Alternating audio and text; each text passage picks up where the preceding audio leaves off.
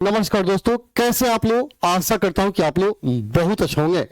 दोस्तों आज हम लोग क्लास 10th साइंस से 100 ऑब्जेक्टिव क्वेश्चन आंसर पढ़ने वाले हैं और ये सारे क्वेश्चन बैंक से लिए गए हैं जो आपके परीक्षा के लिए अत्यंत महत्वपूर्ण है। यदि आप इस क्लास को देखते हैं तो मैं वादा करता हूं कि आने वाले 21 फरवरी के दिन परीक्षा में इससे 10 प्रश्न जरूर रहेगा। तो क्लास को पूरा देखिएगा, ध्यान से देखिएगा, सारे प्रश्नों को लिख लीजिएगा और याद कर जाइएगा, क्योंकि इससे आपके परीक्षा में 10 प्रश्न रहेगा ही रहेगा, ये मेरा वादा है। तो चलिए आज का क्लास शुरू करते हैं और देख लेते हैं साइंस से 100 ऑब्जेक्टिव क्वेश्चन और उसका आंसर विस्तार से मैं आपको बताऊंगा। और मैं आपसे कहना चाहूंगा कि आप लोग फटाफट कमेंट करते जाएंगे कि आपको कितना आंसर याद है। चलिए शुरू करते हैं और देख लेते हैं 100 ऑब्जेक्टिव क्वेश्चन आंसर। सबसे पहला क्वेश्चन आपके सामने है, फटाक से आंसर दीजिएगा।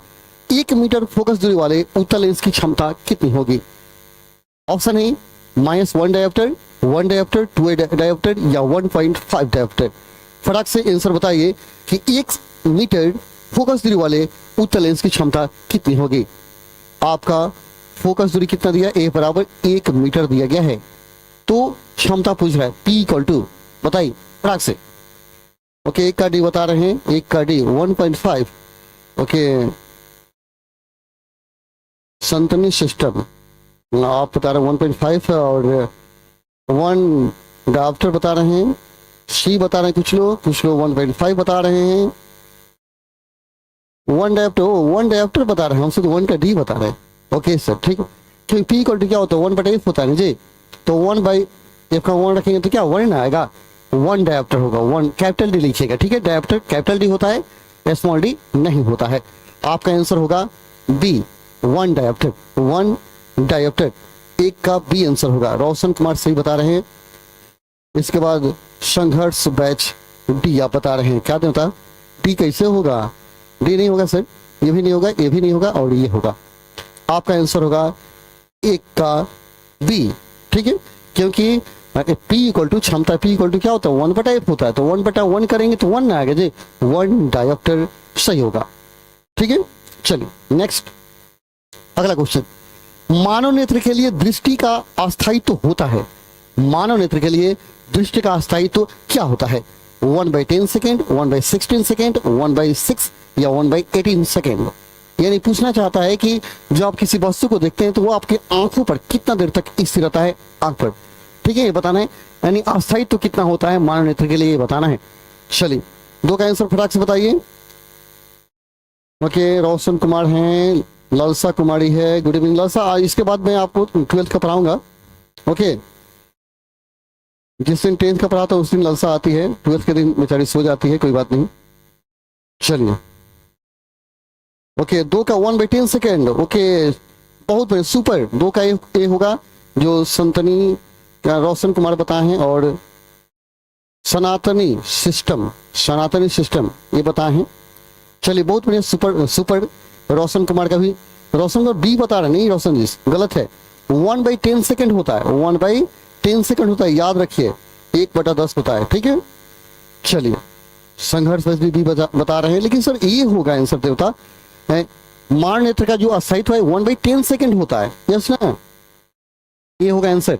नेक्स्ट, किस दृष्टि दोष के निवारण के लिए अवतल लेंस का प्रयोग होता है? हम जानते हैं कि आंख में मुख्यतः 4 प्रकार का दृष्टि दोष है, उसके अतिरिक्त और सारे होता है। सॉरी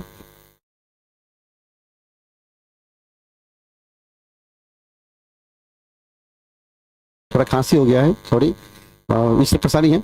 देखिए आंख में मुख्यतः 4 प्रकार का दृष्टि दोष है, निकट दृष्टि दोष, दूर दृष्टि दोष और अभिमुखता तथा जारा दृष्टि दोष। जिसमें आपको बताना है कि अवतल लेंस का चश्मा किस दृष्टि दोष में लगाया जाता है? दीर्घ में, निकट में, अभिमुखता में या जारा में? किस में अवतल लेंस लगाया जाता है? चलिए पिंटू कुमार बोलिए। ओके, संघर्ष बैच ये बता रहे हैं दीर्घ दृष्टि दोष में अवतल लेंस। ओके, और आगे बताइए, और कुछ बताएंगे। 3 का निकट और सनातनी सिस्टम ये बता रहे हैं 3 का निकट दोष। कुछ लोग निकट बता रहे हैं, कुछ लोग दीर्घ बता रहे हैं। फटाक से बताइए। रोशन कुमार बी बता रहे हैं निकट। ओके रोशन जी, चलिए, और प्रिंस कुमार ये बता रहे हैं नहीं प्रिंस, गलत है, बिल्कुल गलत है, सोच लीजिए क्या होगा। निकट दोस्त, ओके, संघर्ष बैच निकट दोस्त बता रहे हैं, रोशन कुमार भी बता रहे हैं। देखिए आपको मैं एक ट्रिक बताता हूँ, देखिए आप निकट लिख दीजिए, निकट, ठीक है, आई को दूर लिखिए, दूर लिखिए, ठीक है, आई यहाँ लिखिए अवतल, ठीक है, यहाँ लिखिए उतल, ठीक है। ट्रिकली याद रखिए कि छोटका शब्द 2 अक्षर के शब्द के लिए 3 अक्षर वाला लगेगा और 3 अक्षर के शब्द के लिए 4 अक्षर वाला लगेगा, तो ये नहीं बोलेगा। बड़का शब्द के लिए बड़का लेंस, छोटका शब्द के लिए छोटका लेंस। बोलिए निकट दोस्त के लिए क्या होगा, अवतल। 3 अक्षर के लिए 4 अक्षर और 2 के लिए 3 अक्षर। मैंने छोटका शब्द में छोटका लगा दीजिए, बड़का में बड़का लगाइए, तो निकट दोस्त में कौन लगेगा, अवतल। दूर दोस्त में कौन लगेगा, उत्तल। आपका आंसर क्या होगा, अवतल के लिए क्या होगा, निकट, बी होगा। तो जो जो व्यक्ति बी बताए हैं वो सबको ये सही बताए, ठीक है। रोशन का भी है, संघर्ष इनका भी बी है, ओके सुपर। नेक्स्ट, बहुत बढ़िया, इसको बताइए। दूर दोस्त वाला मनुष्य के लिए चश्मे में होता है, अब तो अब ठोक दीजिए, अवतल, उत्तल, बेलनाकार, समतल, कौन सा होगा, जल्दी फटाक से बताइए। दूर दोस्त के लिए कौन सा लेंस लगाइएगा, अभी हम लोग क्लियर किए थे, दूर दूर 2 शब्द 3 शब्द चुनेंगे ना जी, तो क्या होगा, उत्तल लेंस होगा। दूर दोस्त के लिए क्या होगा, कौन सा लगाएंगे, उत्तल लेंस। प्रिंस गुप्ता बता रहे हैं बी, बहुत बढ़िया, ओके सुपर, बी होगा।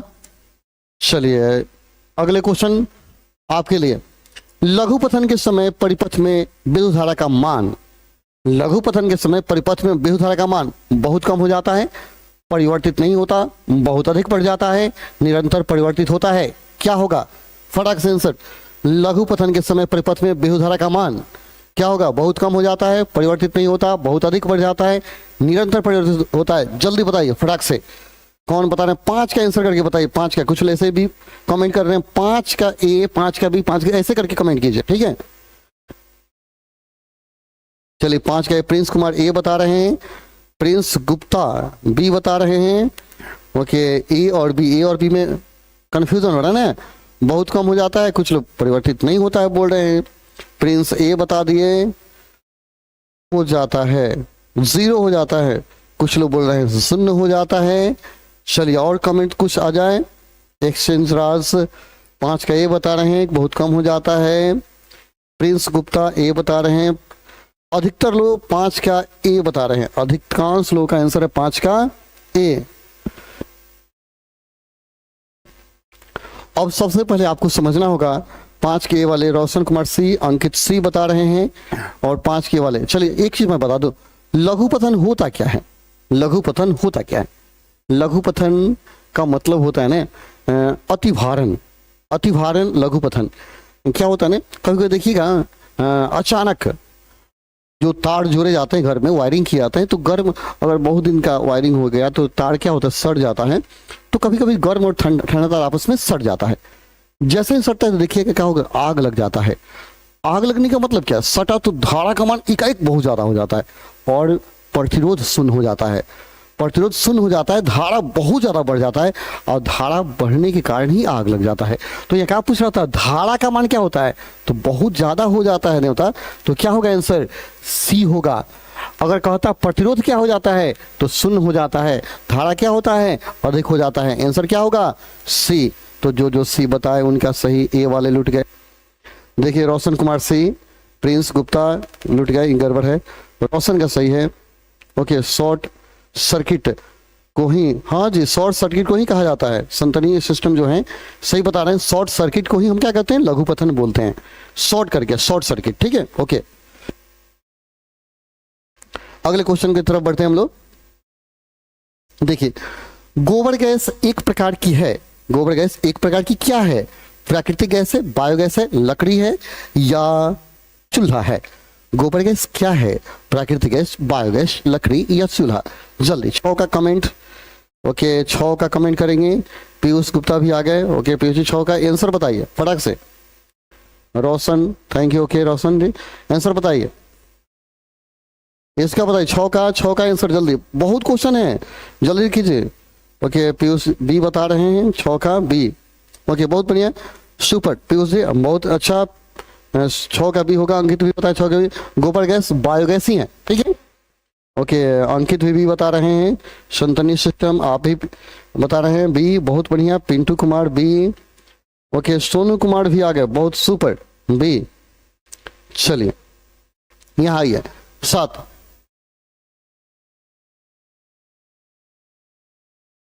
कहता है कैग नाभिकीय विद्युत संयंत्र किस राज्य में स्थित है? कैग नाभिकीय विद्युत संयंत्र किस राज्य में स्थित है? ठीक है, नाभिकीय विद्युत संयंत्र, ये थोड़ा सा ये ऑप्शन में क्वेश्चन में थोड़ा गलती है। 1 सेकेंड, हम इसको क्लियर करते हैं। क्वेश्चन में थोड़ा सा ये गड़बड़ी है। 1 second wait please. Question number आपका है कैग, कैगा नाभिकीय विद्युत संयंत्र होगा, ठीक है। कैगा ये होगा, कैगा, ठीक तो सही है, बिल्कुल सही, गड़बड़ नहीं है, ठीक है। हमसे गड़बड़ है। कैगा, कैगा लिखा हुआ है। कैगा नाभिकीय विद्युत संयंत्र किस राज्य में अवस्थित है? कैगा सही है। गुजरात में, कर्नाटक में, राजस्थान में या महाराष्ट्र में? बताइए। 7 का कैगा नाभिकीय विद्युत संयंत्र किस राज्य में स्थित है? जल्दी। संदेश भी हैं, पिंटू कुमार, पिंटू, रोशन कुमार। चलिए आंसर बताइए। कैगा नाभिकीय विद्युत संयंत्र किस राज्य में स्थित है? गुजरात, कर्नाटक, राजस्थान या महाराष्ट्र? फटाक से कमेंट कीजिए। ओके, कुछ लोग भी बता रहे हैं सुपर, कर्नाटक में ही है। कैगा नाभिकीय विद्युत संयंत्र महाराष्ट्र में है, बहुत बढ़िया है। महाराष्ट्र, कर्नाटक, सॉरी, कर्नाटक में है, कर्नाटक में है, महाराष्ट्र नहीं, कर्नाटक में है। अगला है, अगला क्वेश्चन है किसी वस्तु का आवर्धित प्रतिबिंब बनता है। आवर्धित माने बड़ा प्रतिबिंब। किसी वस्तु का आवर्धित प्रतिबिंब बनता है, किससे बनता है? अवतल से, समतल से, उत्तल से या सब प्रकार के दर्पण से। किसी वस्तु का बड़ा प्रतिबिंब किस दर्पण से बनता है आपको बताना है। अवतल से, उत्तल, अवतल से, समतल से, उत्तल से या सब प्रकार से। किससे आवर्धित बनता है? 8 का बताइए। 8 का आंसर बताइए। संदेश कुमार सी बता रहे हैं, 8 का करके बताइए। 8 का पीयूष गुप्ता बी बता रहे हैं, 7 का ही बता रहे हैं। 8 का बताइए। किसी वस्तु का आवर्धित प्रतिबिंब बनता है, किससे बनता है आवर्धित? अवतल, समतल, उत्तल या सब प्रकार के दर्पण से। 8 का ओके, उत्तल से। संतनी सिस्टम जो है आप बता रहे हैं उत्तल से। और कोई बताइए। नेक्स्ट। ओके ओके, एक ही आदमी बता रहे हैं। देखिए, अगर दर्पण की चर्चा करते हैं तो और दर्पण क्या होता है? अवतल दर्पण भी होता है और उत्तल दर्पण भी होता है, ठीक है। आपको पढ़ाया गया होगा कि उत्तल दर्पण में वस्तु क्या होता है? पीछे, वस्तु का प्रतिबिंब पीछे बनता है, जो हमेशा काल्पनिक, सीधा और छोटा होता है, ठीक है। लेकिन अवतल दर्पण में ही क्या होता है? वस्तु का बड़ा प्रतिबिंब बनता है। तो सोनू कुमार सही बता रहे हैं, पिंटू कुमार भी सही बता रहे हैं, ठीक है। और जो उत्तल बता रहे हैं उनकी गलती है, अवतल होगा सर, ठीक है, अवतल होगा, क्योंकि अवतल से ही बड़ा बनता है। तो सोनू कुमार का सही, पिंटू कुमार पिंटू का सही, संदेश का सही और संतनी सिस्टम का गलती हो गया सर आपका। चलिए नेक्स्ट। हजामत बनाने के लिए प्रयोग किया जाता है। हजामत बनाने के लिए किस दर्पण का प्रयोग किया जाता है? उत्तल दर्पण, अवतल दर्पण, समतल दर्पण या तीनों? हजामत बनाने के लिए किस दर्पण का प्रयोग होता है ये आपको बताना है। हजामत बनाने के लिए किस दर्पण का प्रयोग होता है? उत्तल, अवतल, समतल या सभी? किसका प्रयोग होता है? उत्तल, अवतल, समतल या सभी? जल्दी फटाक से बताइए। हजामत बनाने के लिए किस दर्पण का प्रयोग होता है? उत्तल, अवतल, समतल या सभी? जल्दी भी, संदेश भी बता रहे हैं। चलिए अच्छा है, अवतल दर्पण ही का ही प्रयोग करते हैं। हजामत बनाने के लिए हम लोग अवतल दर्पण का ही प्रयोग करते हैं। फटाफट आंसर दीजिए, लेट नहीं कीजिए, क्योंकि बहुत ज़्यादा सारा क्वेश्चन है ना, 80 क्वेश्चन है, समय लगेगा। निकट दृष्टि दोष में किस लेंस का प्रयोग किया जाता है? यदि किसी व्यक्ति को निकट दृष्टि दोष हो जाए तो उसे किस लेंस का चश्मा लगाना चाहिए? तो निकट में अवतल, पहले ही बता चुके हैं कि निकट दृष्टि दोष में अवतल और दूर दृष्टि दोष में उत्तल लेंस के चश्मे का व्यवहार किया जाता है। तो यहाँ हम लोग समय नहीं दें, डायरेक्ट हम आपको बताए थे ना कि बड़का में बड़का शब्द, छोटका में जैसे निकट दृष्टि दोष है ना जी, निकट में क्या लगाएंगे? अवतल लेंस। और दूर दृष्टि दोष में क्या लगाएंगे? तो उत्तल लेंस। यानी 2 शब्द वाला में 3 शब्द वाला और 3 शब्द में 4 वाला। निकट में बड़का में बड़का, छोटका में छोटका लगा दीजिए, ठीक है। ठोकिए, बड़का में बड़का, छोटका में छोटका। 11 10 का, ठीक है, बढ़िया है। देखा, लेंस की क्षमता का ऐसा मात्रा क्या होता है, जल्दी बताइए। डायोप्टर, एंगस्ट्रम, ल्यूमेन या लक्स। लेंस की क्षमता का ऐसा मात्रा क्या होता है, डायोप्टर, एंगस्ट्रम, ल्यूमेन या लक्स। बोलिए, लेंस की क्षमता का मात्रक बताना है आपको। 11 का आंसर कौन बता रहे हैं, फटाक से बताइए। संदेश बताइए, पिंटू बताइए जल्दी, सोनू कुमार फटाक से कमेंट कीजिए।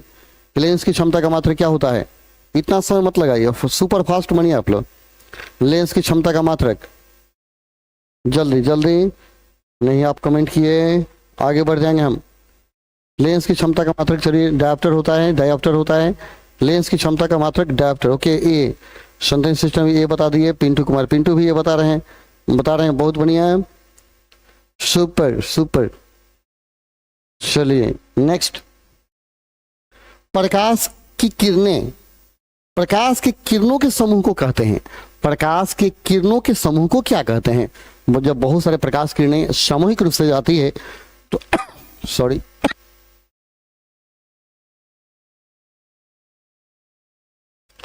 तो प्रकाश किरणें बहुत सारा एक समूह में जाती है ऐसे, तो प्रकाश किरणों के समूह को क्या कहेंगे बताना है।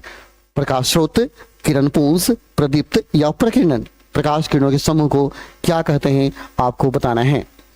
तो सोनू कुमार बता रहे हैं ए प्रकाश स्रोत कहते हैं, और एक्सचेंज ऑफ बाड़े के बी बता रहे हैं किरण पुंज। चलिए bad Nitesh, boy Nitesh, okay Kiran Punj कहते हैं, सही है, जो बी बताएं उनका बिल्कुल सही है। ओके बी किरण पुंज, बहुत बढ़िया। संधानी सिस्टम आपका भी सही है, एक्सचेंज सी बी, बहुत बढ़िया। यहां देखिए, किसी माध्यम में छोटे छोटे कणों के निलंबन को कहा जाता है।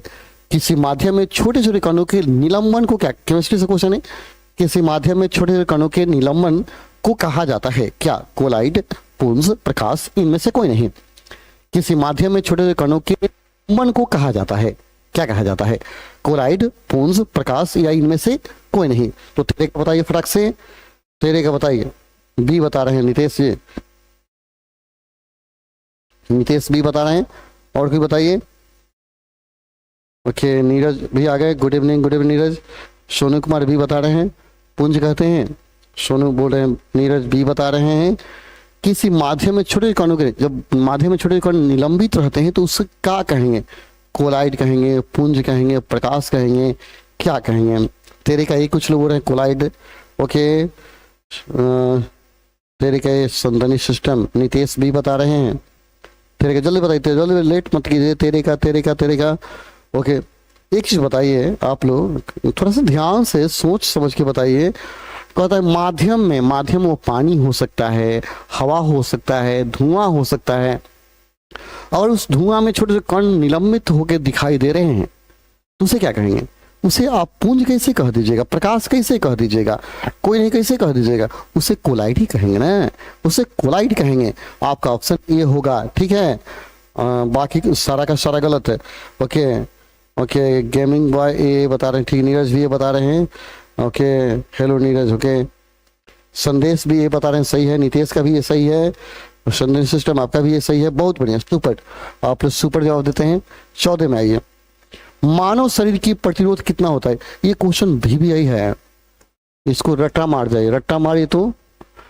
मानव शरीर का प्रतिरोध कितना होता है, 50 से 100, 100 से 150, 150 से 200, 200 से 300। बोलिए जल्दी कमेंट कीजिए। तो मानव शरीर का प्रतिरोध कितना होता है, 50 से 100 ओम, 100 से 150 ओम, 150 से 200 ओम, 200 से 300 ओम।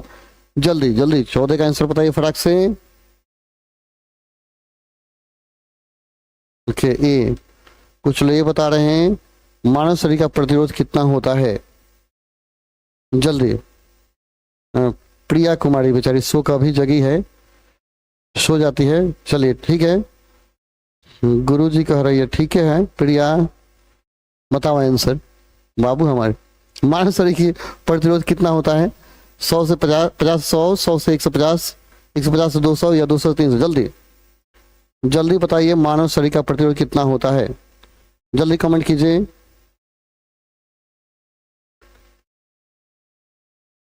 बोलिए बोलिए, मानव शरीर का प्रतिरोध कितना होता है, बोलिए। 50 से 100, 100 से 150। कमेंट फटाक से करना आपको।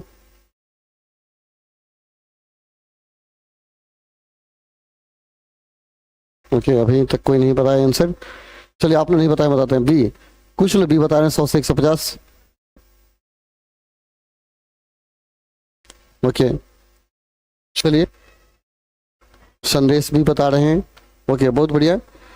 चलिए, एक चीज मैं बता दूं, यहाँ थोड़ा सा इसका जो ऑप्शन है, ऑप्शन में थोड़ा चेंज करने की जरूरत है।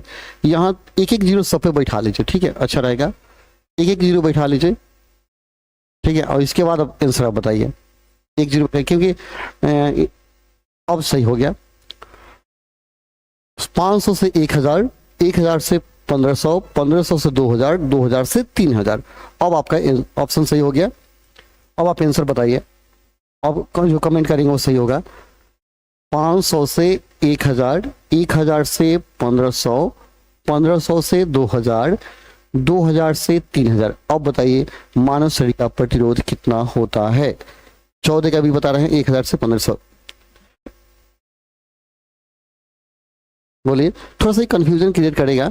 मैक्सिमम याद रहे, मानव शरीर का प्रतिरोध लगभग 1000 लिया जाता है, ठीक है। 500 से 1000 के बीच में रेंज लिया जाता है। और 1015 से जाएगा ना, बहुत ज्यादा हो जाएगा। अगर 1000 से 1100 1200 तक देता है, 1100 तक चलेगा, लेकिन शरीर का प्रतिरोध मैक्सिमम 1000 लिया जाता है, 1000 का कोटि का लिया जाता है। तो आप क्या करेंगे, ऑप्शन ए को मारेंगे, ठीक है, ऑप्शन ए को मारेंगे, ठीक है। और राधे राधे। ओके, सोनू कुमार। ओके सोनू, आपका भी सोच गलत नहीं है। आप लोग 1000 से 1500 मार रहे हैं, लेकिन 1000 की कोटि का होता है, 1000 से ज्यादा ना मारे। किसी बल्ब से 220 वोल्ट पर 2 एम्पियर की धारा प्रवाहित होती है, तो फिलामेंट का प्रतिरोध क्या होगा, बताइए। 220 वोल्ट पर V बराबर क्या, 220 वोल्ट दिया है, और I बराबर कहता है 2 एम्पियर की धारा प्रवाहित होती है, तो फिलामेंट का प्रतिरोध क्या होगा।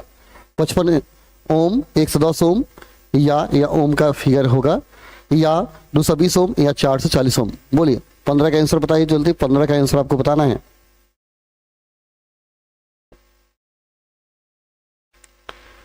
पंद्रह का नीरज बताइए।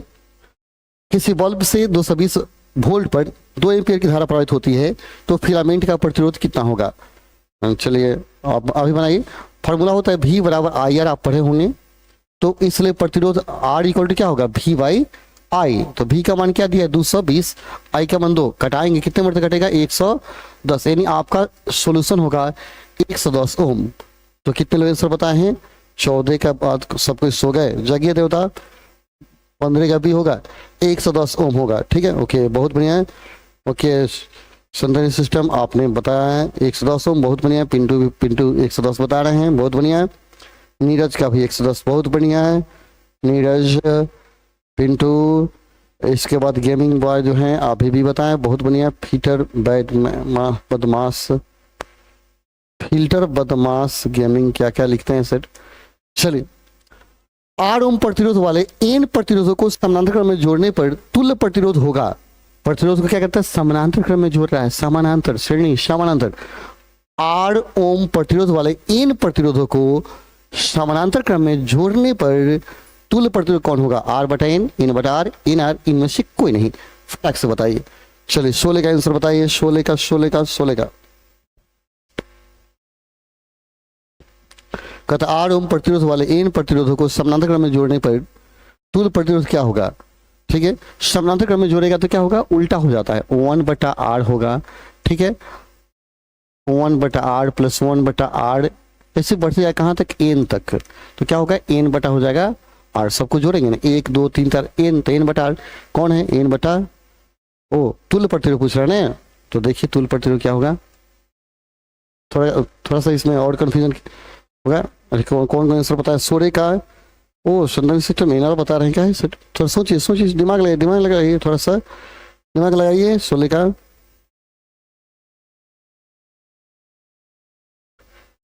समानांतर क्रम में जोड़ा गया है। समानांतर क्रम में जोड़ने प्रतिरोध का मान क्या होता है, घटता है। श्रेणी क्रम में जोड़ने प्रतिरोध का मान क्या होता है, बढ़ता है, ठीक है। तो 1 बटा यहाँ जो R S का मान जो है कितना है, जब हमें R S का मान निकालना है तो R S इक्वल टू क्या होगा, उल्टा हो जाएगा, R बटा क्या होगा, N। R बटा N होगा, ऑप्शन क्या होगा, A होगा आपका, ठीक है। R बटा N मारिए, ठीक है। यहाँ हम लोग जब जोड़ते हैं तो 1/r(s) करेंगे तो सबको उल्टा करके जोड़ेंगे ना, 1/r 1/r, तो n/r हो गया। ये क्रॉस गुना कीजिएगा तो r(s) का मान क्या होगा, r/n ना होगा जी, तो ऑप्शन ए ना हो जाएगा, ऑप्शन ए होगा पिंटू जी, ऑप्शन ए मारिए। ये जोड़ने का तरीका आप देख रहे हैं, ठीक है। तो ये उलट जाएगा ना, तो r(s) का मान निकलेंगे तो नीचे वाला ऊपर चला गया, तो ऊपर चला गया तो r/n हो जाएगा ना। नेक्स्ट, ओम के नियम चिन्हित है, इसमें कौन ओम के नियम का पालन करता है? VR = 1, VR = IR, IV = R, R = V। कौन ओम के नियम का पालन करता है? चलिए बताइए, ओम के नियम, ओम का नियम, ओम का नियम बताइए। चलिए, V बराबर क्या होता है, IR। आप लोग लेट कर रहे हैं, V बराबर IR, ऑप्शन क्या होगा, B होगा, ओम के नियम का पालन करता है। ऑप्शन बी आपका राइट होगा, ऑप्शन बी, यस ना, V बराबर IR। ओके, नेक्स्ट, विद्युत धारा की प्रबलता का सही मात्रक क्या होता है? विद्युत धारा की प्रबलता का सही मात्रक बताइए, 18 का बताइए आंसर। विद्युत धारा की प्रबलता का सही मात्रक क्या होता है? विद्युत धारा की प्रबलता का सही मात्रक क्या होता है? 17 का नहीं, 18 का। 17 का हम बता चुके हैं, 18 बताइए। एम्पियर, वोल्ट, ओम या जूल। विद्युत धारा की प्रबलता का सही मात्रक क्या होता है? विद्युत धारा की प्रबलता का सही मात्रक क्या होता है? जल्दी 18 का आंसर बताइए। 18 नहीं बता रहे हैं सर, और बी बता रहे हैं। 18 के ए, एक्सचेंज राज ए बता रहे हैं। 18 का ए एम्पियर, 18 एम्पियर, 18 के ए एम्पियर। बहुत बढ़िया, बहुत बढ़िया, सुपर। ओ गॉड यार, देख लीजिए विद्युत धारा पर, ठीक है, ये होगा, सही है। मेरा ध्यान कहाँ है, ध्यान किधर जा रहा है? एम्पियर, धारा का मात्रा क्या होता है? Ampere, super. वोल्ट बता रहे, वोल्ट कैसे होगा? कुछ लोग वोल्ट बता रहे हैं। नीरज कहाँ है देवता, जगिए, महादेव सुबह हो गया। जूल, आई हो दादा, जूल कैसे होगा? कार्य का मात्रक जूल होता है, ऊर्जा का मात्रक जूल होता है। वोल्ट जो है ना, विभवांतर का मात्रक है, विभव का मात्रक है वोल्ट, ठीक है। लेकिन धारा की प्रबलता, धारा का मात्रक एम्पियर, एम्पियर, यस ना। डी सर जी, कुछ लोग बोल रहे हैं डी का है देवता। विद्युत धारा उत्पन्न करने की युक्ति को क्या कहते हैं? माने किस युक्ति से विद्युत धारा उत्पन्न होता है? जनित्र से, गैलोमीटर से, एम्पियर से या मोटर से? किससे विद्युत धारा उत्पन्न होता है ये बताना है। जनित्र से, गैलोमीटर से, एमीटर से या मोटर से? इसका बताइए। चलिए मैं कुछ बता दूं, यहां शुरू करता हूं। मोटर, मोटर क्या होता है? मोटर जिसमें से मोटर क्या होता है? मोटर से हम क्या करते हैं? मोटर विद्युत ऊर्जा को क्या करता है? यांत्रिक ऊर्जा में कन्वर्ट करता है। मोटर विद्युत ऊर्जा से चलता है, यांत्रिक बदलता है। यह एक मशीन है, मशीन है। मोटर पंखा में लगा होता है, विद्युत को यांत्रिक बदलता है। मोटर से पानी निकाला जाता है, यह यांत्रिक विद्युत ऊर्जा को यांत्रिक बदलने का काम करता है मोटर। ए मीटर क्या है? ए मीटर धारा का मात्रक है। ए मीटर क्या है? करंट का मात्रक, याद रखिए, धारा का मात्रक है, यस ना। तब तक कुछ लोग आंसर बता दिए होंगे। सर मैं दिखू पतितर आशीष,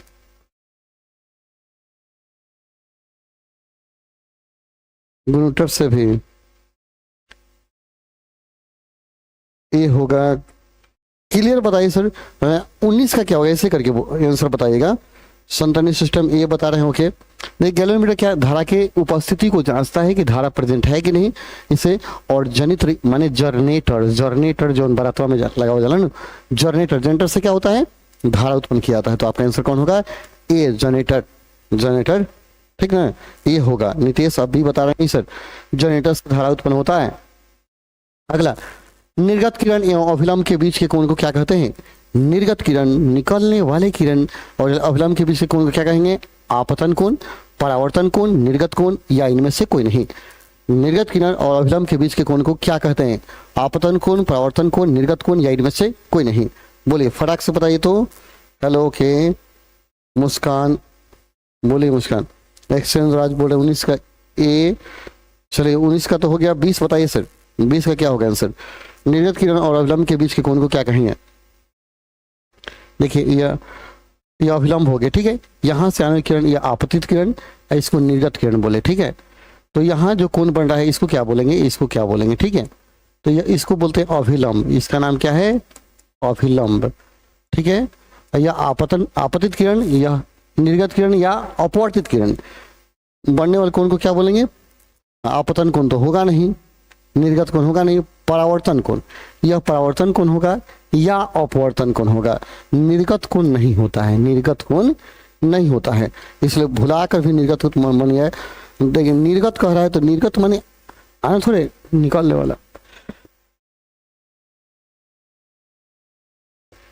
ठीक है। ऐसे देखिए यहाँ से अभिलंब है, किरण आई और ऐसे निकल गई, यानी परावर्तित हो गई, निर्गत हो गई, तो यहाँ बनने वाले कोण को आर कहते हैं, इसको आई कहते हैं। तो निर्गत या अभिलंब और निर्गत किरण के बीच के कोण को अपवर्तन कोण या परावर्तन कोण कहा जाता है। अपवर्तन या परावर्तन कोण कहा जाता है। ऑप्शन क्या होगा? बी आपका राइट होगा, ठीक है, ऑप्शन बी राइट होगा, ठीक है। चलिए निर्गत कोण नहीं होता है, आप भुला कर भी सी मत मारिएगा, अन्यथा लूट जाइएगा, ठीक है। लूटिएगा तो कोई बिटोरने वाला नहीं होगा। फिर से देखते हैं, धारा मापने के यंत्र को क्या कहते हैं, माने किस यंत्र से धारा मापा जाता है? आमीटर से, वोल्टमीटर से, कूलम से या एम्पियर से? धारा मापने के यंत्र को क्या कहा जाता है? आमीटर से, वोल्टमीटर से, कूलम से या एमीटर से? बोले जल्दी। परावर्तन कोण, ठीक है, सही है। संदेश सिस्टम नीरज आपका सही है। बोलिए धारा मापने के यंत्र को क्या कहते हैं? आमीटर, वोल्टमीटर, कूलम या एम्पियर?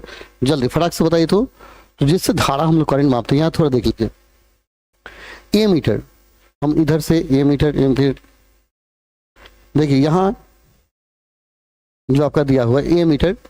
अच्छा कुछ लोग आंसर क्या दिया है, कुछ लोग दे रहे हैं ओके, एमीटर होगा, बहुत बढ़िया है। 20 का, यहाँ 21 का डी होगा, एमीटर से। धारा मापने वाले यंत्र को एमीटर ही कहा जाता है, ठीक। कूलम से क्या होता है? आवेश का मात्रक है कूलम। वोल्टमीटर क्या है? विभवांतर या विभव का मात्रक है, ठीक है। आमीटर क्या है? आमीटर, ओ यहाँ आइए ना, ए मीटर और आमीटर, ए मीटर आमीटर, ए मीटर आमीटर, ये एम्पियर लिखा हुआ देता है, हम तो ए मीटर पढ़े, एम्पियर। एम्पियर धारा का मात्रक है, ठीक है। यह थोड़ा सा गलती बताए, यह धारा का क्या है? धारा का, हम गलती पढ़ लिए थे, सॉरी, धारा का मात्रक है। आमीटर क्या होता है? आपके घरों में जो मीटर लगा होता है जिससे बिजली बिल निकाला जाता है, उसी को आमीटर कहा जाता है। इसी से धारा मापा जाता है। धारा मापना है, धारा मापा जाता है, याद रहेगा ना, किससे? आमीटर से। तो 21 का ये होगा, ठीक है। ओके सोनू कुमार सही बता रहे हैं, ओके ओके। नीरज कुमार 21 का डी कहे देवता, डी एम्पियर लिखा गया है सर, तो एम्पियर धारा का मात्रक है ना। चलिए अगला देखिए, डायनेमो से किस प्रकार की धारा प्राप्त होती है? डायनेमो से किस प्रकार की धारा प्राप्त होती है? डिश धारा, प्रत्यावर्ती धारा, दोनों धाराएं या इनमें से कोई नहीं? डायनेमो से किस प्रकार की धारा प्राप्त होती है आपको बताना है। डिश धारा, प्रत्यावर्ती धारा, दोनों, इनमें से कोई नहीं। तो डायनेमो, ठीक है, बताइए। चलिए कौन कौन आंसर बता रहे हैं डायनेमो से? सोनू कुमार बोलिए 22 का बताइए, 22 का बताइए। चलिए मैं बता दूं, डायनेमो जो आप पहले साइकिल में लगाया जाता था डायनेमो, और अभी भी डायनेमो यूज किया जाता है कहीं है। डायनेमो ही क्या होता है आपके कार वगैरह में डायनेमो लगा होता है, जिसके आधार पर डायनेमो जो आर्मेचर चलता है ना, मोटर चलता है, ठीक है, तो उसके आधार पर बैटरी चार्ज करता हो, ठीक है, चार्ज करता है, मोटर लगा होता है। तो डायनेमो सॉरी से दोनों प्रकार की धारा निकलती है, दिश धारा भी और प्रत्यावर्ती धारा। दो डायनेमो होता है, दिश धारा डायनेमो और प्रत्यावर्ती धारा डायनेमो। तो आपका आंसर होगा क्या? सी। डायनेमो से दोनों प्रकार की धारा निकलती है, दिश धारा और प्रत्यावर्ती धारा दोनों, ठीक है। तो जो भी ए और बी बता रहे हैं आप याद रखें, डायनेमो से दोनों प्रकार की धारा निकलती है, डीसी और एसी दोनों। डीसी डायनेमो होता है और एसी डायनेमो, दोनों प्रकार का डायनेमो होता है, इसे आपको याद रखना है, ठीक है। डायनेमो दोनों प्रकार के होते हैं, यस ना। अगला क्वेश्चन, आवेश का मात्रक क्या होता है? इसमें आवेश का मात्रक कौन है? कूलम, वाट, एम्पियर या वोल्ट? आवेश का मात्रक है क्या होता है? कूलम, वाट, एम्पियर या वोल्ट? आवेश का मात्रक आपको बताना है, कूलम, वाट, एम्पियर या वोल्ट आपको बताना है। चलिए तो आवेश का मात्रक बताइए क्या होगा? कूलम, वाट, एम्पियर या वोल्ट? जल्दी फटाक से बताना है। चलिए 22 का बता दिए, 23 में आइए। चलिए आप नहीं बता रहे, मैं बता दूं, वोल्ट क्या है? अभी बताए थे वोल्ट। वोल्ट क्या है? विभवांतर का मात्रक है, विभव का मात्रक है वोल्ट या विभवांतर, विभवांतर, विभवांतर का मात्रक है एम्पियर, किसका मात्रक है? तो धारा का मात्रक है, ठीक है। वाट किसका मात्रक है? विद्युत शक्ति, विद्युत शक्ति का मात्रक है। चलो ए बता रहे हैं। और आवेश का मात्रक क्या है? कूलाम है। यह आवेश का मात्रक, याद रखिएगा, आवेश का मात्रक क्या होगा आपका? कूलाम होगा। आवेश का मात्रक कूलाम है। ओके, जो ये बताए हैं संदेश आपका सही है। ओके, नीरज का भी सही है। ओके नीरज, तो सब याद रखें कौन किसका मात्रक है। यस, नेक्स्ट, नवीकरणीय ऊर्जा का स्रोत कौन सा है? इसमें कौन है जो नवीकरणीय ऊर्जा है? नाभिकीय ऊर्जा, सौर ऊर्जा, कोयले से प्राप्त ऊर्जा या प्राकृतिक गैस से प्राप्त ऊर्जा? कौन नवीकरणीय ऊर्जा का स्रोत है? नाभिकीय ऊर्जा, सौर ऊर्जा, कोयले से प्राप्त ऊर्जा या प्राकृतिक गैस से प्राप्त ऊर्जा? कहते नवीकरणीय ऊर्जा का स्रोत कौन है? नाभिकीय ऊर्जा, सौर ऊर्जा, कोयले से प्राप्त ऊर्जा या प्राकृतिक गैस से प्राप्त ऊर्जा? कौन? जल्दी फटाक से बताइए। 23 का बताइए, 24 है ना, 24 का बताइए आंसर। 24 का आपको आंसर बताना है। देखिए मैं बता दूं, वो 24 का भी बता दिया, सुपर सौर ऊर्जा नवीकरणीय है। कुछ 24 का भी बता दिए। प्रिंस कुमार को 24 का भी, ओके ओके, प्रिंस है, सोनू कुमार सोनू है, ओके, नीतीश कुमार। चले, सौर ऊर्जा क्या है? नवीकरणीय है, सही है। ओके, कोयले से प्राप्त ऊर्जा अनवीकरणीय है। नाभिकीय ऊर्जा भी क्या है? अनवीकरणीय है। या अनवीकरणीय, अनवीकरणीय, लेकिन सौर ऊर्जा नवीकरणीय है, ठीक है। जिस ऊर्जा के समाप्त होने की संभावना बहुत ही कम है वो नवीकरणीय है, समाप्त नहीं होगा, समाप्त होते ही जल्दी बन जाता है। एक साधारण प्रिज्म कितने सतहों से घिरा होता है? प्रिज्म में कितना सतह होता है? 6, 4, 5, 3। प्रिज्म में कितना सतह होता है आपको बताना है। 25 का बताइए, बताना है प्रिज्म में कितना सतह होता है। फटाक से बताइए, कमेंट कीजिए, प्रिज्म में कितना सतह होता है, जल्दी बताइए। कम से कम 30 क्वेश्चन कर लें, बाकी कल भी हो सकता है। ओके, बोलिए, एक प्रिज्म में कितना सतह होता है? 6, 4, 5 या 3? कितना होता है प्रिज्म सतह? चलिए, आप लोग सोए हैं लगता है। प्रिज्म में कितना? 25 का 5, 5, 5, सुपर, वाह, गर्दा उड़ा दिए। प्रिंस का भी सही, सोनू का भी, सोनू भी बता दिए ना।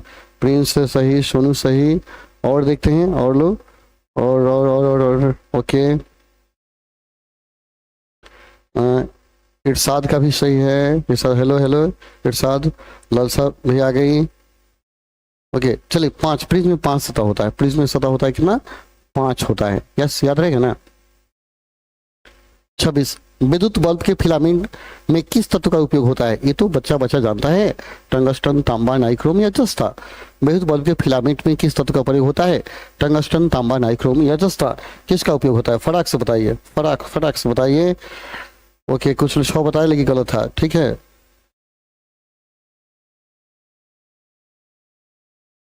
प्रिंस बोल रहे हैं आज ही टोटल किया जाए। चलिए, विद्युत बल्ब के फिलामेंट में कितना सतह होता है बताइए फटाक से।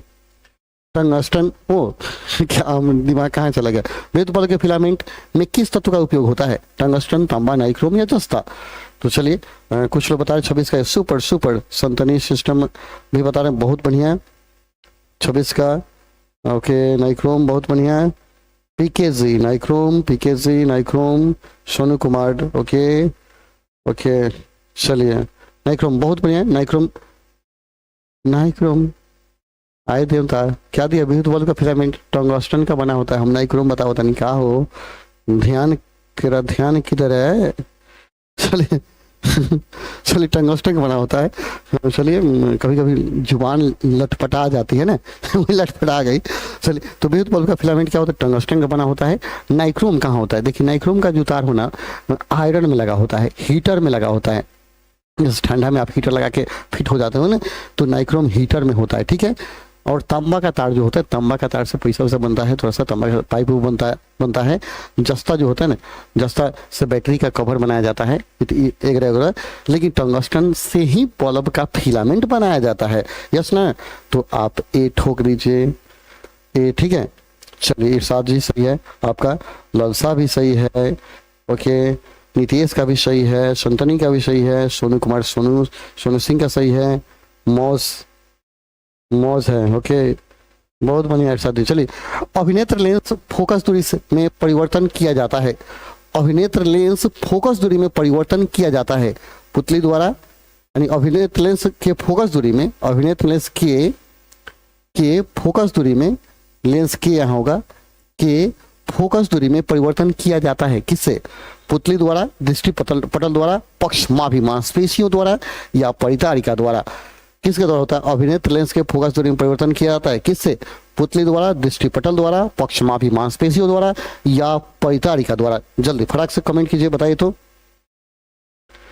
ओके चलिए बताइए तो क्या होगा सर, जल्दी इरशाद जी जल्दी। 27 का आंसर बताना है आपको। सुपर, 27 का आंसर बताइए। 27 का आंसर, 27 का बी, संतनी सिस्टम आप भी बता रहे हैं। दृष्टि पटल द्वारा थोड़ी सी गड़बड़ हो रही है, थोड़ी दृष्टि पटल पर सोचते हैं क्या होता है? रेटिना होता है देवता। रेटिना तो होगा नहीं, सातों जन्म ना होगा। रेटिना पर क्या होता है? क्या होता है? रेटिना पर किसी वस्तु का वास्तविक उल्टा प्रतिबिंब बनता है। ठीक है, जो आंख का पिछला भाग है। और बताइए, पुतली को हम लोग क्या बबुआ कहते हैं? आंखों में जो ऊपर करिया का दिखता है ना, उसको बबुआ बोलते हैं। ठीक है, और बोलिए कि अभिनेत्र लेंस के फोकस दूरी में परिवर्तन किया जाता है किसके द्वारा? आप बता सकते हैं। 27 का कुछ लोग भी बता रहे हैं। दृष्टि पटल तो होगा नहीं। संतोष कुमार आपका गलत हो रहा है सर, संतोष जी भी नहीं होगा और ए भी नहीं होगा। प्रिंस आप भी लुट गए। पुतली आँख का जो है ना कड़िया का बबुआ, उसको बबुआ, बबुआ तो कभी नियंत्रण करता नहीं, तो आपका ई नहीं होगा। ई नहीं होगा तब किधर आइए आगे बढ़िए। ओ नीरज कुमार आप गर्दा उड़ा दिए, वाह सुपर। सी, पक्षमाभि मांसपेशियों द्वारा। देखिए, लेंस को मांसपेशियां पकड़ी होती है।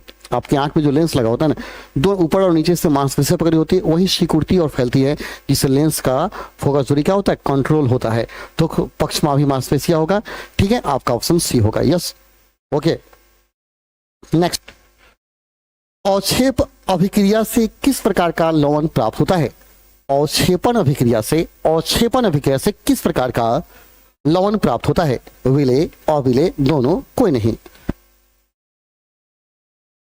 चलिए, इसमें लालसा का सही था। 27 का लालसा, पिंटू, संदेश, आप सब आदमी का बिल्कुल सही था। चलिए यहाँ आइए। अवक्षेपण अभिक्रिया से किस प्रकार का लवण प्राप्त होता है? विलेय, अविलेय, दोनों, इनमें से कोई नहीं। अवक्षेपण अभिक्रिया से किस प्रकार का लवण प्राप्त होता है? विलेय, अविलेय, दोनों या इनमें से कोई नहीं। फटाक से बताइए जल्दी।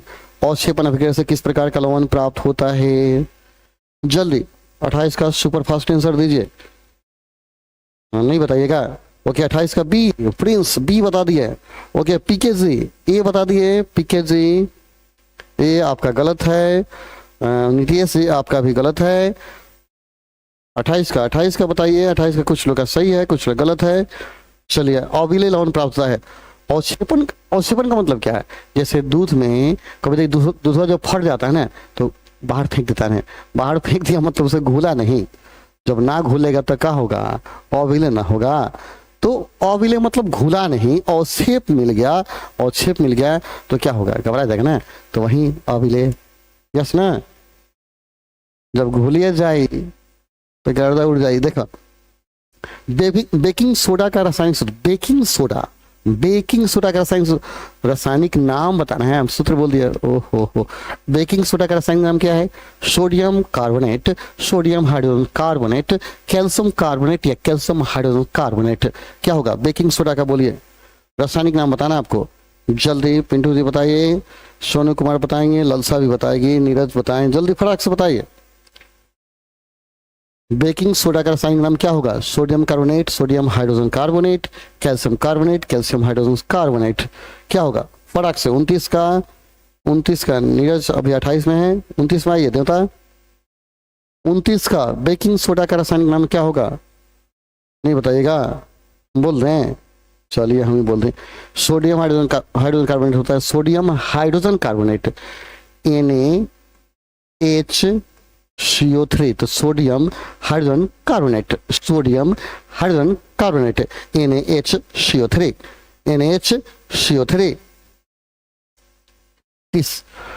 अयस्क से धातु का निष्कर्षण तथा उसका परिष्करण कर उपयोगी बनाने के प्रक्रम को क्या कहते हैं? अयस्क से धातु का निष्कर्षण तथा उसका परिष्करण कर उपयोगी बनाने की प्रक्रिया को क्या कहते हैं? धात्विकी, धातुक्रम, धातुशाला, इनमें से कोई नहीं। बोलिए क्या होगा? अयस्क धातु का निष्कर्षण तथा उसका परिष्करण कर उपयोगी बनाने की प्रक्रिया को क्या कहते हैं? जल्दी फटाक से कमेंट कीजिए। 30 का आंसर क्या बताना है? 29 का बताया, 30 बताइए। 30 का आंसर चाहिए फटाक से, 30 का। पीकेजी 29 नहीं, 30 में आइए। थोड़ा नेटवर्क अपना आप लोग फास्ट कीजिए, बड़ी स्लो आप लोग का नेटवर्क है, ना हो तो मेरे वाईफाई से कनेक्ट कर दीजिए, ठीक है।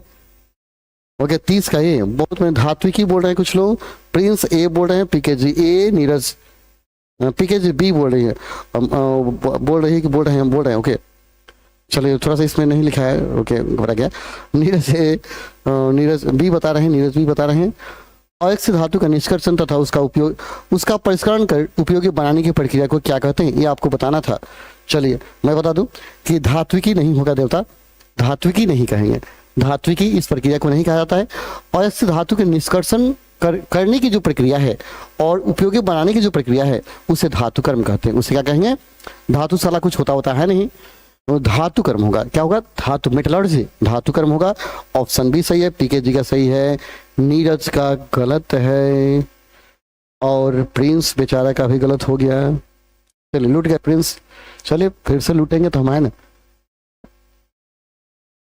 कहता साग सब्जियों को विघटित होकर कंपोस्ट बनाना किस अभिक्रिया का उदाहरण है? साग सब्जियों को विघटित होकर कंपोस्ट बनाना किस अभिक्रिया का उदाहरण है?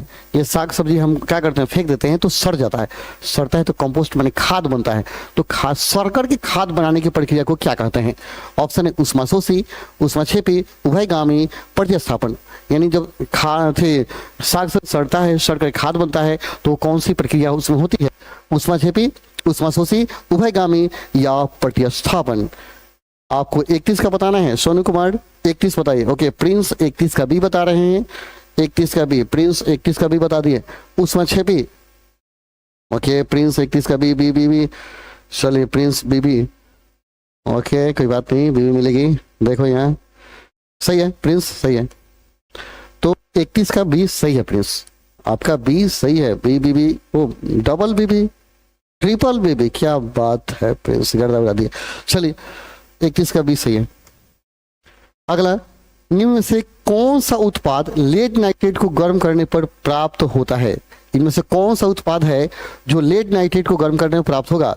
O2, NO2, N2, NO2 या N2 और O2? ओ कबड़ा क्या फिर से बोलते नहीं देखा। कौन सा उत्पाद लेड नाइट्रेट को गर्म करने में प्राप्त होता है? O2 प्राप्त होगा, NO2 या N2 प्राप्त होगा, NO2 खाली प्राप्त होगा या NO2 और O2 का प्राप्त होगा? बताइए।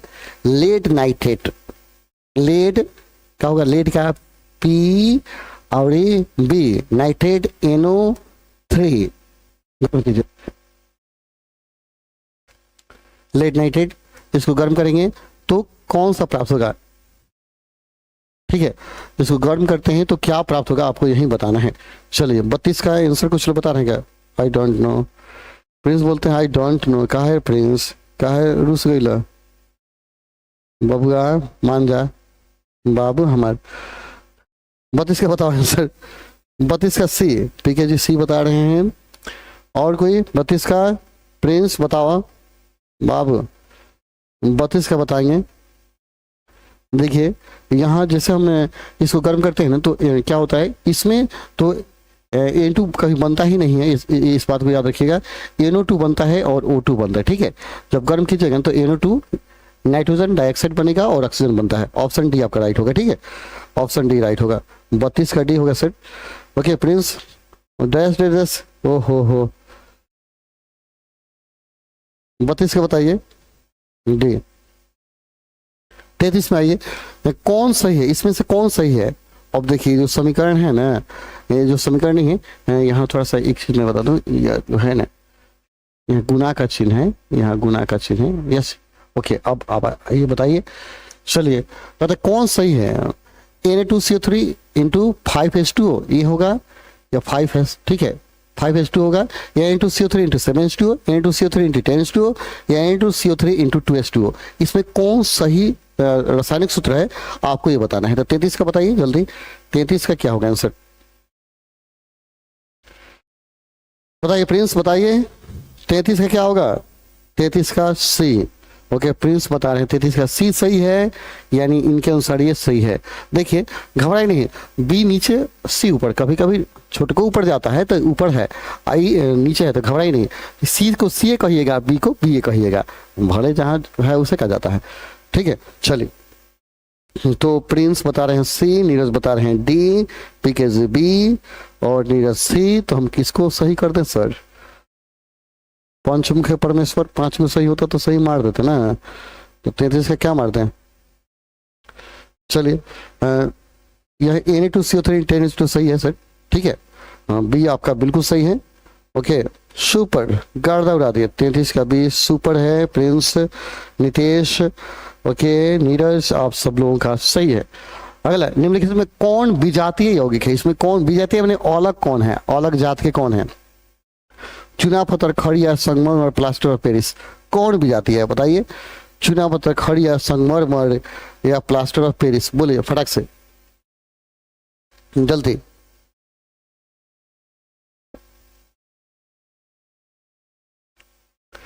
बोले फटाक से बताइए कौन विजातीय है? नितेश भी बता रहे हैं 34 का बताइए कौन विजातीय है? फटाक से 34 का आपको आंसर बताना है, 34 का बताइए फटाक से। चलिए मैं बता दूं, चलिए जो चुना पत्थर है वही संगमरमर है, वही खड़िया है।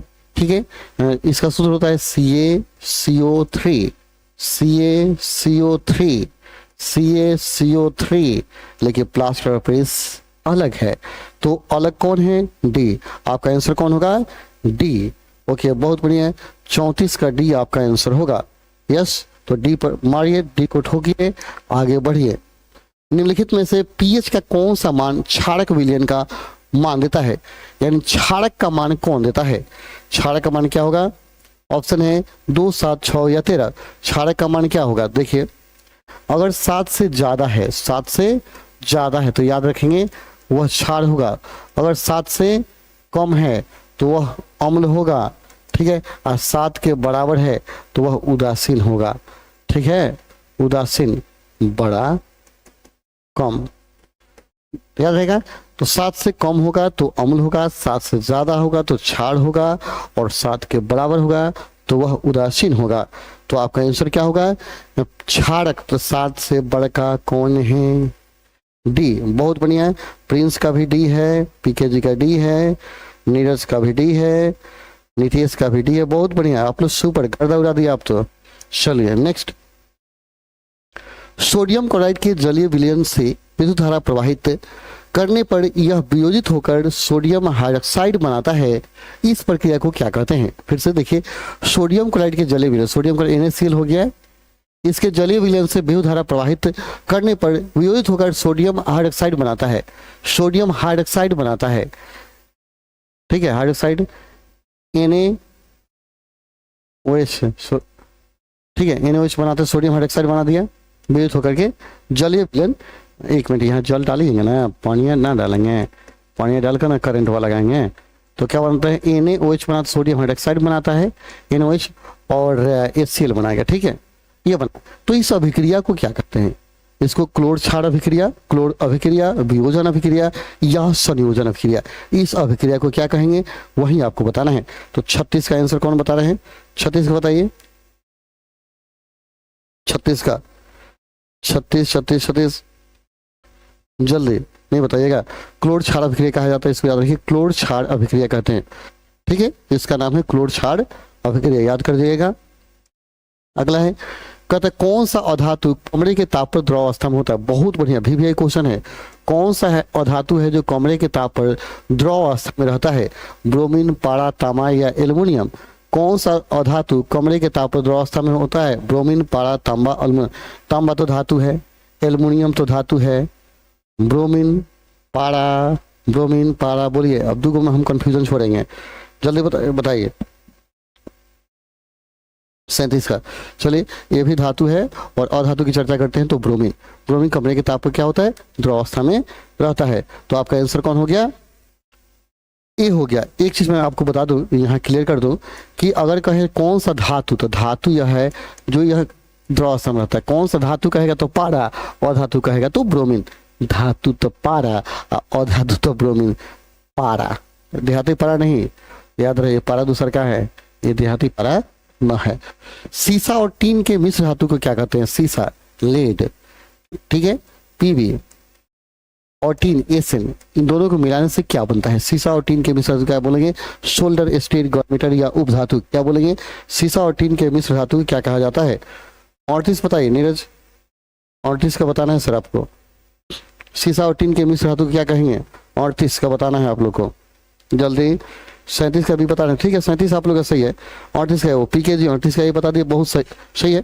सीसा और टीन के मिश्र धातु को सोल्डर ही कहा जाता है, जिसे तारवाद जोड़ा जाता है। तार में तार जोड़ने के लिए क्या किया जाता है, सोल्डर न सटा दिया जाता है, जुड़ जाता है, बिना सटेले जुड़ेगा, सटाइए जुड़ेगा। निम्न से किसे चाकू से काटा जा सकता है, इसमें कौन है जिसको चाकू से काट सकते हैं, लिथियम, कैल्शियम, कॉपर या आयरन। किसे हम चाकू से काट सकते हैं, लिथियम, कैल्शियम, कॉपर या आयरन, बोलिए किसे चाकू से काट सकते हैं, बोलिए कौन सा धातु चाकू से काटेगा। 39 फटाक से बताइए, चलिए 39 का बताइए, 39 का बताइए, एक आदमी बताएंगे आगे बढ़ेंगे। मुस्कान, ओके, ओ मुस्तक देवन, ओके जी, आपका भी नाम लेंगे सर, मुस्तक देवन जी, ओके आप भी बता रहे हैं, बहुत बढ़िया, हम नहीं ध्यान जा रहा था सर, गुस्साइएगा मत। ओके चांदनी कुमारी भी आ गई, सी बता रही है, इसमें कौन है, अच्छा आप बताइए चांदनी, तांबा को आप काटिएगा चाकू से, चाकू खराब हो जाएगी, ठीक बा। आयरन लोहा का कटाइए, मुड़किए जाई, और कैल्शियम कैसे काटे भाई देवता, इहो नानू कटाई, तो बचल कौन, लिथियम में काट। तो चाकू से किसे काट सकते हैं, लिथियम को हम लोग चाकू से काट सकते हैं। तो नितेश भी बता रहे हैं कैल्शियम काटेंगे, कैल्शियम बाप रे, दांतवा कैल्शियम को चाकू से काटेंगे, घबरा जाएगा ना, ठीक है। नीरज नहीं कटेगा सर, ये कटेगा, लिथियम कट जाएगा चाकू से, गजब में काटा तर लो। लिथियम में कार्बन कार्बन के बीच 2 आबंध मौजूद है, जिनमें इथिलियम, ओ गॉड कहाँ ध्यान है, इथिलीन है। इथिलीन में कार्बन कार्बन के बीच 2 आबंध मौजूद है, जिनमें एक सिग्मा एक पाई आबंध है, 2 सिग्मा आबंध है, दोनों पाई आबंध है, दोनों इलेक्ट्रोवैलेंट आबंध है। काफी बढ़िया क्वेश्चन है, ठीक है, और थोड़ा सा टफ क्वेश्चन है, बता दीजिए इसका आंसर। इथिलीन में कार्बन कार्बन के बीच 2 आबंध मौजूद है, जिनमें एक सिग्मा और एक पाई बंधन होता है, दोनों सिग्मा बंध होता है, दोनों पाई आबंध होता है, क्या होता है आपको बताना है। 40 का बताइए फटाक से, 40 बताइए। कमेंट थोड़ा सा देर से जा रही है, बात सही बोल रहे हैं, ओके एक्सचेंज राज जो है कमेंट देर से जा रहे हो, ये बात मैं मान रहा हूँ, ठीक है। 40 का कुछ लोग ये बता रहे हैं, सुपर पीकेजी गर्दा उड़ा दिया, एक सिग्मा बंध और एक पाई बंधन होता है। देखिए ethylene, alkane, alkene, ethylene, alkene, alkane, alkene क्या है, तो C2H क्या होता है, 4 होता है, तो इसका ऐसा संरचना बनाएगा, C2 ऐसा स्ट्रक्चर बन जाता है। मैं आपको कुछ बता दूं, जब भी डबल बंड होता है, जब भी डबल बंड होगा तो याद रहे नीचे वाला पाई बंध होता है और ऊपर वाले को अल्फा बंधन कहा जाता है। तो एक सिग्मा बंधन एक पाई बंधन होगा, एक सिग्मा, वो अल्फा मत कहिए, सिग्मा इसको कहिएगा, सिग्मा, इसको सिग्मा बंधन कहते हैं, ऊपर वाले को सिग्मा बंधन और नीचे वाले को पाई बंधन कहते हैं। तो एक सिग्मा एक पाई होता है, इसको आपको याद कर लेना है, ठीक है, इसको रट जाना है, ठीक है। ओके अगला, इनमें कितने सहसंयोजक बंध है, इसमें ओ गॉड, इनमें पढ़े इथेन है, चाप के जीव लटपटा जाता है, घबरा मत। इथेन में कितने, ethane, alkane, ethane, ethane, methane, ethane, ethane में कितना सहसंयोजक बंधन है, तो इथेन का सूत्र क्या होता है, C2H6 होता है, इसमें कितना सहसंयोजक बंधन है ये आपको बताना है, जल्दी फटाक से कमेंट कीजिए, 2 4 6 7। इथेन में कितना सहसंयोजक बंधन है, 41 का आंसर ए, कुछ लोग ए बता दिए, 41 का ए, इन दुगो, इथेन में दुगो बंधन ना देवता, इथेन में सहसंयोजक बंधन बताना है। देखिए इथेन का संरचना कैसे होगा, ऐसे ऐसे होगा ना जी, इथेन का संरचना देखिए तो हमने ऐसा बनाया, इथेन का संरचना है, इसमें बंधन ढूंढना है, कितना बंधन है, एक, तो ललका पियर का कर दिया, देखिए एक बंधन यहाँ है, एक बंधन यहाँ है, 3 4 5 6 और 7, इथेन में टोटल बंधन कितना हो गया, 7 हो गया, ठीक है। ये जो लाइन लाइन खींचा जाता है ना, वही बंधन है, कनेक्शन वही जोड़ता है, ये कनेक्शन जोड़ता है, तो वही बंधन कितना है, तो 7 है। इथेन में बंधन की संख्या कितना होगा, 7 होगा, यस ना। कनेक्शन जोड़िए तब बंधन बुझाएगा। नीला थोथा, नीला थोथा का रासायनिक सूत्र क्या है, नीला थोथा का रासायनिक सूत्र क्या है बताइए। CH4 into 7H2, CH4 into 5H2, CH4 into 4H2 या CH4 इंटू 10H2, क्या होगा नीला थोथा का रासायनिक सूत्र। 43 का आंसर बताइए, 43। चलिए 43 का आंसर बताना है।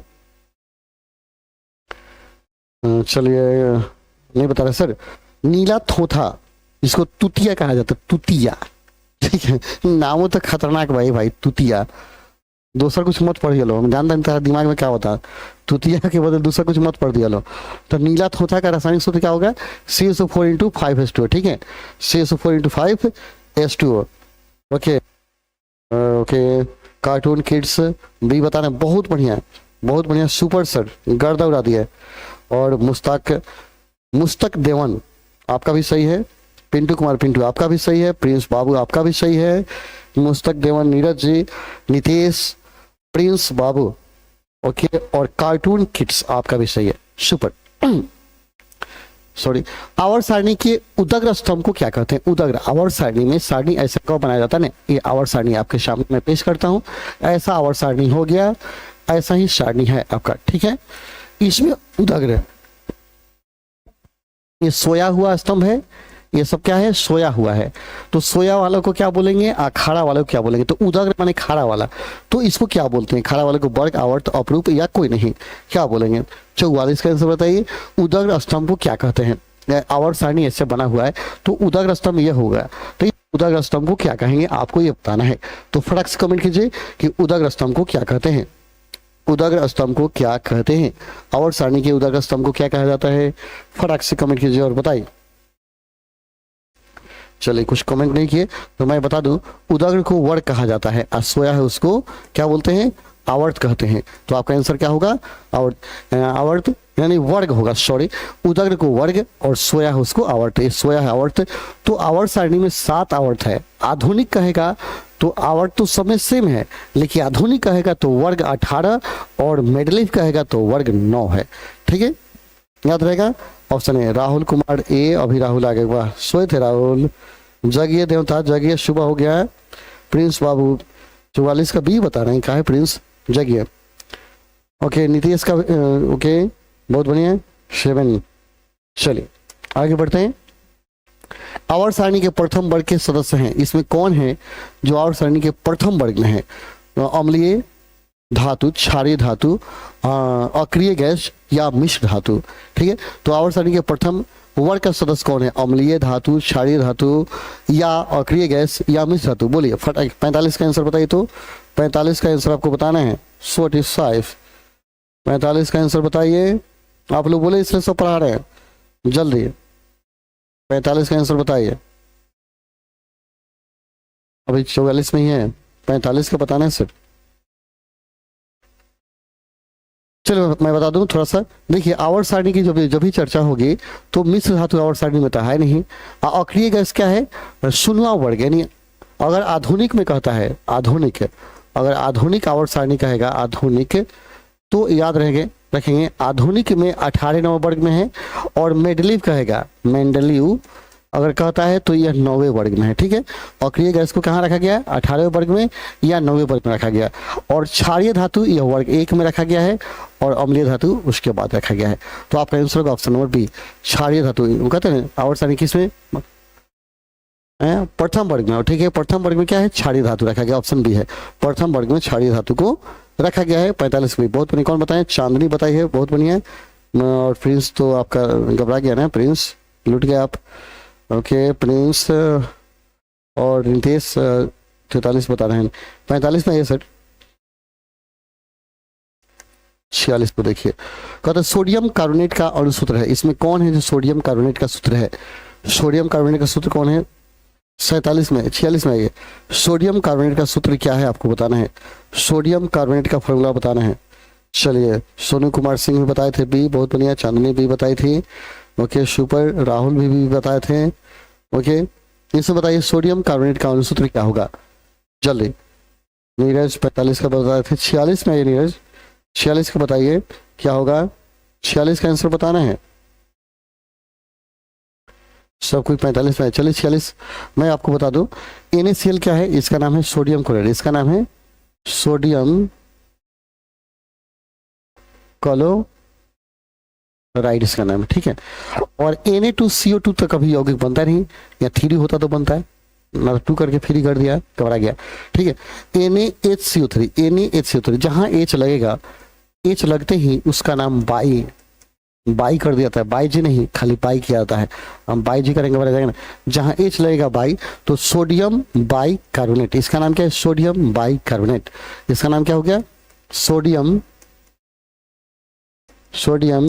बाई कार्बोनेट, ठीक है। H लगा बाई हो गया, खाली बाई जी तो कार्बोनेट के बड़ा जाएगा बाई। और Na2CO3 तो ये बचा सोडियम कार्बोनेट, इसका नाम क्या हो गया, सोडियम कार्बोनेट। तो आपका आंसर क्या होगा, 46 का आंसर ठोकिए जल्दी। अमन पाल, ओके अमन जी, और चांदनी कुमारी 46 के, वाह सुपर, गर्दा उड़ा दिए। चांदनी से बताइए, संदेश भी लूट गए, संदेश लूटे हैं, ओके। अमित पाल बताए हैं सही, राहुल भी सही बताए हैं, और Abhiraj Kumar Rao hi sir hi, Neeraj भी सही बताए हैं, और नितेश भी सही बताए हैं, बहुत में सुपर, तो याद कर लेंगे। चलिए नेक्स्ट हम लोग आते हैं अगले ऑप्शन की तरफ, चलते हैं क्वेश्चन की तरफ। CHO बॉन्ड CHO कहता है, बॉन्ड CHO क्रियाशील मूलक को क्या कहते हैं, CHO को क्या कहते हैं, CHO को क्या कहते हैं, कीटोन, एल्डिहाइड, अल्कोहल या कोई नहीं, CHO क्या कहेंगे, कीटोन, एल्डिहाइड, अल्कोहल क्या कहेंगे। फटाक से 47 का बताइए, तो 47 का बताना है। CHO क्रियाशील मूलक को क्या कहते हैं, कीटोन, एल्डिहाइड, अल्कोहल या कोई नहीं, CHO को क्या कहते हैं, कीटोन, एल्डिहाइड, अल्कोहल या कोई नहीं। चलिए कौन बता रहे हैं 47 का, जल्दी सुपर, 47 का आंसर चाहिए, 47 का आंसर किसका पहले आएगा, किसी का नहीं आएगा, सबका जाएगा। तो देखते हैं कौन कौन लूट रहा है और कौन कौन। ओके रोशन कुमार बी, रोशन बी एक आदमी अभी बताए हैं, बाकी सब लोग सोच रहे हैं क्या ठोके। रोशन कुमार बी बता दिए, कार्टून किड्स भी बता दिए, दो आदमी। ओके संदेश हो संदेश आप तो लूट गए, कार्टून किड्स बढ़िया। चलिए मैं सबको एक्सप्लेन करूँ। अल्कोहल जब कहेगा ना तो अल्कोहल OH होता है, शराबा में ही रहेला, ठीक बा। अल्कोहल शराब में जौन पियल जाला, ठीक बा। एल्डिहाइड कहेगा तो एल्डिहाइड में क्या होगा, बॉन्ड CHO होगा। कीटोन CO कीटोन क्या होगा, CO याद रहेगा, अब तो कहीं घबराएगा नहीं। तो एल्डिहाइड पूछ रहा है तो एल्डिहाइड ना होगा, CHO क्या होगा, एल्डिहाइड। बोलिए 47 का भी होगा कि नहीं, हो पे करेगा। तो चलिए आगे बढ़ते हैं, अगले क्वेश्चन की तरफ हम लोग बढ़ जाते हैं। क्वेश्चन है सबसे कठोरतम तत्व कौन है, इसमें कौन है जो सबसे ज्यादा कठोर है, टाइट है, मुलायम ना, कौन सबसे ज्यादा टाइट बा, पत्थर, हीरा, कार्बन, ऑक्सीजन, कौन ज्यादा। ऑक्सीजन तो रोज नाक पे जावेला आवेला जाला, तो ऑक्सीजन तो मुलायम हुई ना, मुलायम तो नाक में जाए आई कि ना, तो ई मुलायम छोड़े, ई ना हुई आंसर। सबसे कठोर कौन बा ये बताओ, पत्थर, हीरा, कार्बन। हम एगो काट दिए तो 3 में से कौन बता दो, टाइट का कौन था, पत्थर, हीरा, कार्बन कौन होगा, जल्दी 48 का आंसर बताइए, 48 का बताइए जल्दी, ना बताइएगा हम बताएं।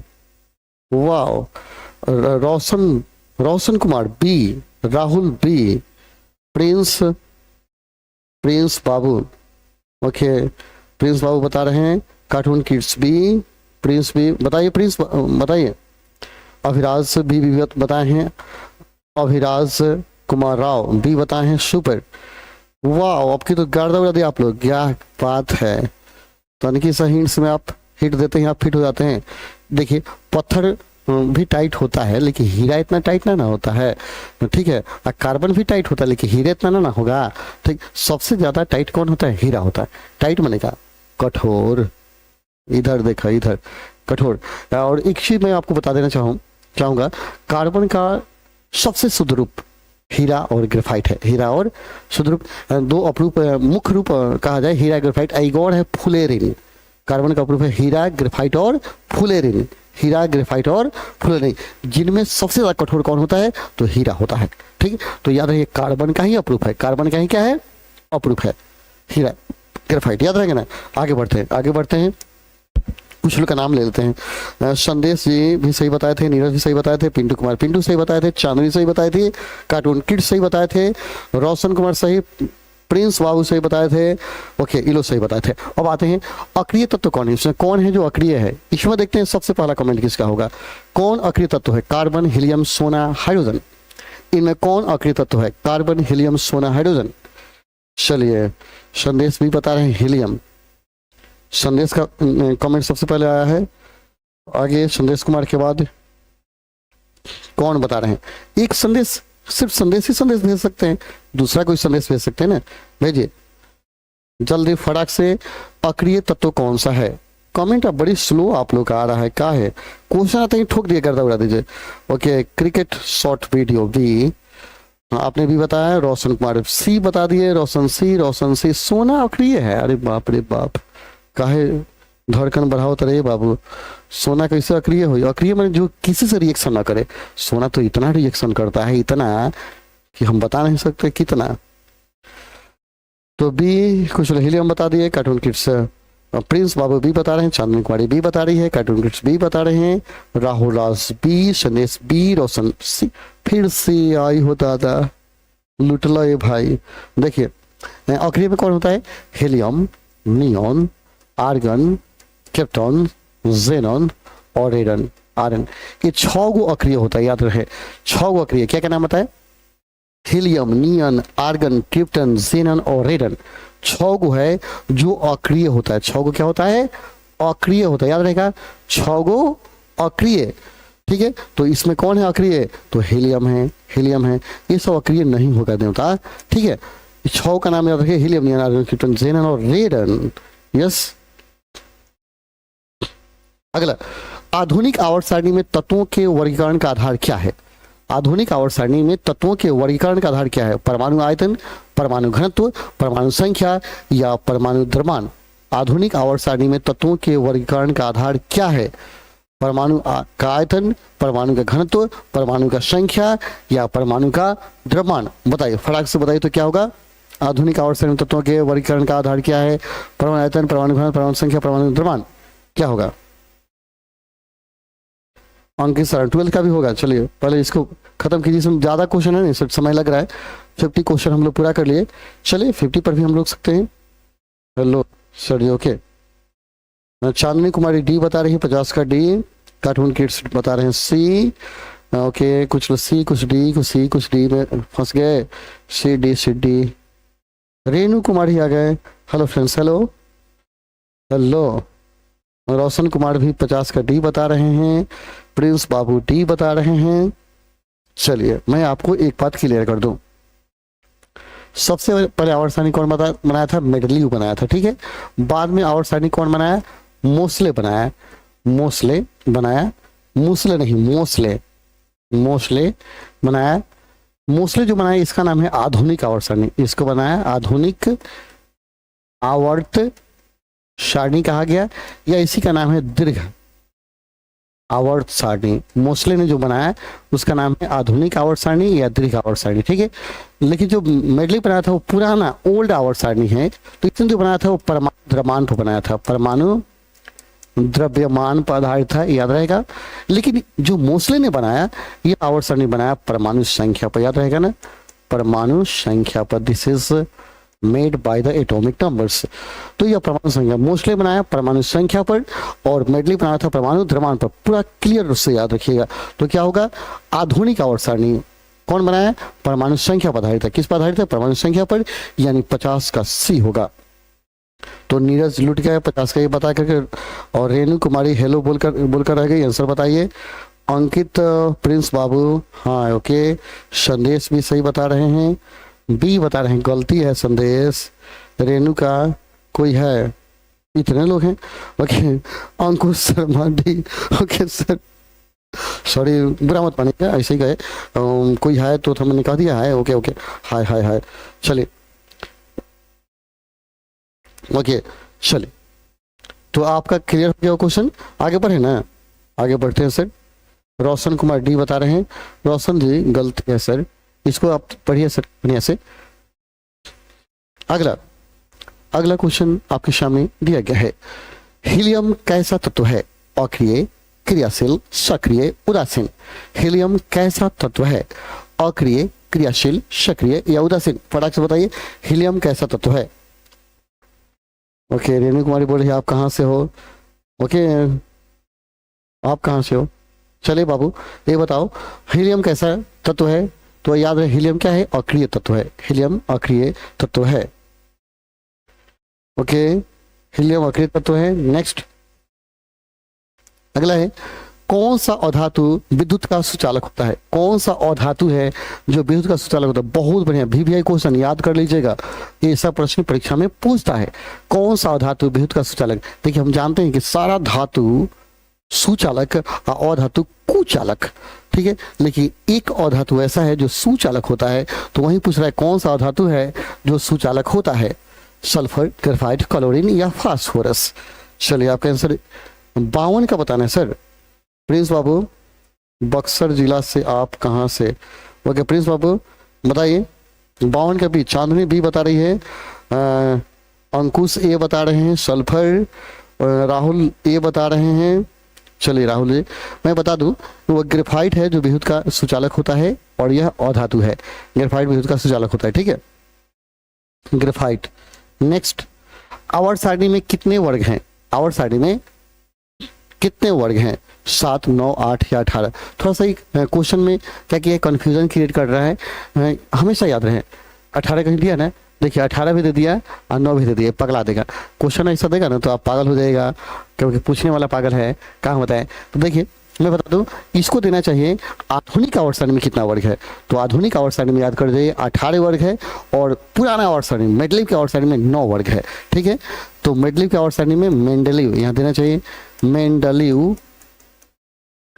के आवर्त सारणी में 9 वर्ग है, याद रहेगा ना, 9 वर्ग है, ठीक है। आप इसको रट्टा मारिए, और दूसरा बात ये रट जाइए, दूसरा का आधुनिक आवर्त सारणी में, आधुनिक आवर्त सारणी में कितना है? तो 18 वर्ग है, 18 वर्ग है, यस ना। चलिए तो आप किसको ठोक दीजिए, हैकरों को ठग दी, हैकरों को ठोक दी, ठीक है। लेकिन क्वेश्चन वाइस ने बता हम क्या करिए। देखिए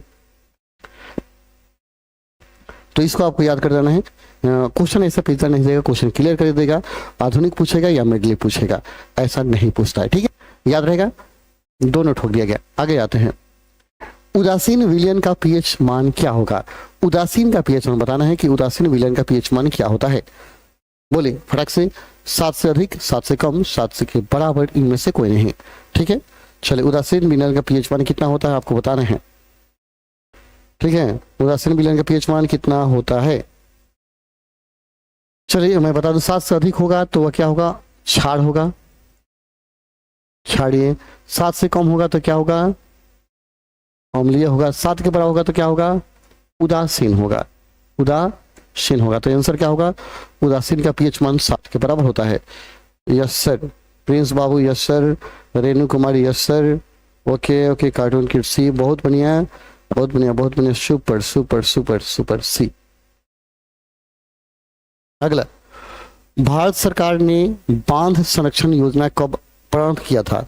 देखिए आप सोचिएगा ये इतिहास का क्वेश्चन आ गया, भूगोल का गया ना सर, ये फिजिक्स के सबसे लास्ट चैप्टर में दिया हुआ है। यस नो, भारत सरकार ने बांध संरक्षण योजना कब प्रारंभ किया था? 1985 में, 1970 में, 1966 में, 1967 में, कौन सा होगा? बांध संरक्षण कब शुरू किया गया था बताइए, अब बताना प्रिंस बाबू बताइए। 55 का बताइए प्रिंस बाबू, 55 का बताना आपको, 55 का आंसर बताइए फटाक से। चलिए हम बता देते हैं, 1970 में शुरू किया गया था भारत सरकार ने बांध संरक्षण योजना, जो शुरू किया था 1970 में शुरू किया था, ठीक है। इससे आप रट्टा मारिए। अगला, कोशिका का पावर हाउस कहा जाता है किसको? कोशिका का पावर हाउस, बाप रे बाप, पावर हाउस। माइटोकॉन्ड्रिया को, एटीपी को, नेफ्रॉन को या ऑक्सीजन श्वसन को? कोशिका का पावर हाउस किसे कहा जाता है? फटाक से कमेंट कीजिए। आपको 56 का कमेंट करना है, 56 का कोशिका का पावर हाउस, कोशिका का पावर हाउस, पावर हाउस। तो याद रहे कोशिका पावर हाउस माइटोकॉन्ड्रिया को कहा जाता है। ऑप्शन ए आपका राइट होगा। आप लोग स्लो हैं इसलिए हम आगे बढ़ गए थे। चलिए, किस प्रकार के जनन में जनक के शरीर से कलिका निकलती है? कौन सा जनन है जिसमें जनक के शरीर से कलियां निकलती है? कलियां, कलिका, आंख, आंख निकलता है जैसे वहीं से नया पौधा आ जाता है। किस प्रकार जनन में, किस प्रकार के जनन में जनक के शरीर से कलिका निकलती है? मुकुलन में, विखंडन में, अवखंडन में या बीजाणु जनन में? किस प्रकार के जनन में ऐसा होता है आपको बताना है। 57 का बताइए, 57 का बताइए नीरज जी, नीरज, अनुष्का शर्मा, आपको 57 बताना है। अनुष्का शर्मा ए, ओके। चांदनी कुमारी जल्दी 57 का बताइए फटाक से, 57 का आंसर हमको चाहिए। ओके 57 का अनुष्का ए बता रही है, नीरज ए बता रहे हैं, अनुष्का ए, नीरज ए, प्रिंस बाबू ए, ओके ओके ओके। और 57 का ए बता रहे हैं प्रिंस बाबू, चांदनी कुमारी ए, सबको ये तो हम मार देते नहीं, ये मार दिए। बाप रे बाप, कहीं घबराई तो अब हम तोहरे लोग साथ लूट जाए नु, चलो ठोक देते सब कोई मार दे तो हम कहना खेत के मूली। चलिए, जहाँ बड़े बड़े ढोल वहाँ टिंकी के क्या मोल, देखो। चलिए, आप लोग मार दिए, हम ही मार दिए। चलिए सही है, कलिका निकलता है किसमें? मुकुलन में ही कलिका निकलती है, मुकुलन में ही ऐसा होता है। आप लोग सही बोल रहे हैं, गलत नहीं है। 57 के 100% सही है। कुछ कुछ हम बोल देते हैं, कभी घबराएगा नहीं। क्या कहे, चाम का जीभ है, लटपटा जाता है, ओहो, गुस्साइएगा मत आप लोग। मनुष्य में वृकक संबंधित है, मनुष्य में वृकक संबंधित है। वृक माने किडनी, मनुष्य किडनी किससे संबंधित है? पोषण से, उत्सर्जन से, श्वसन से, परिवहन से। मनुष्य में वृकक संबंधित है किससे? पोषण से, उत्सर्जन से, श्वसन से या परिवहन से? वृकक किससे संबंधित है आपको बताना है।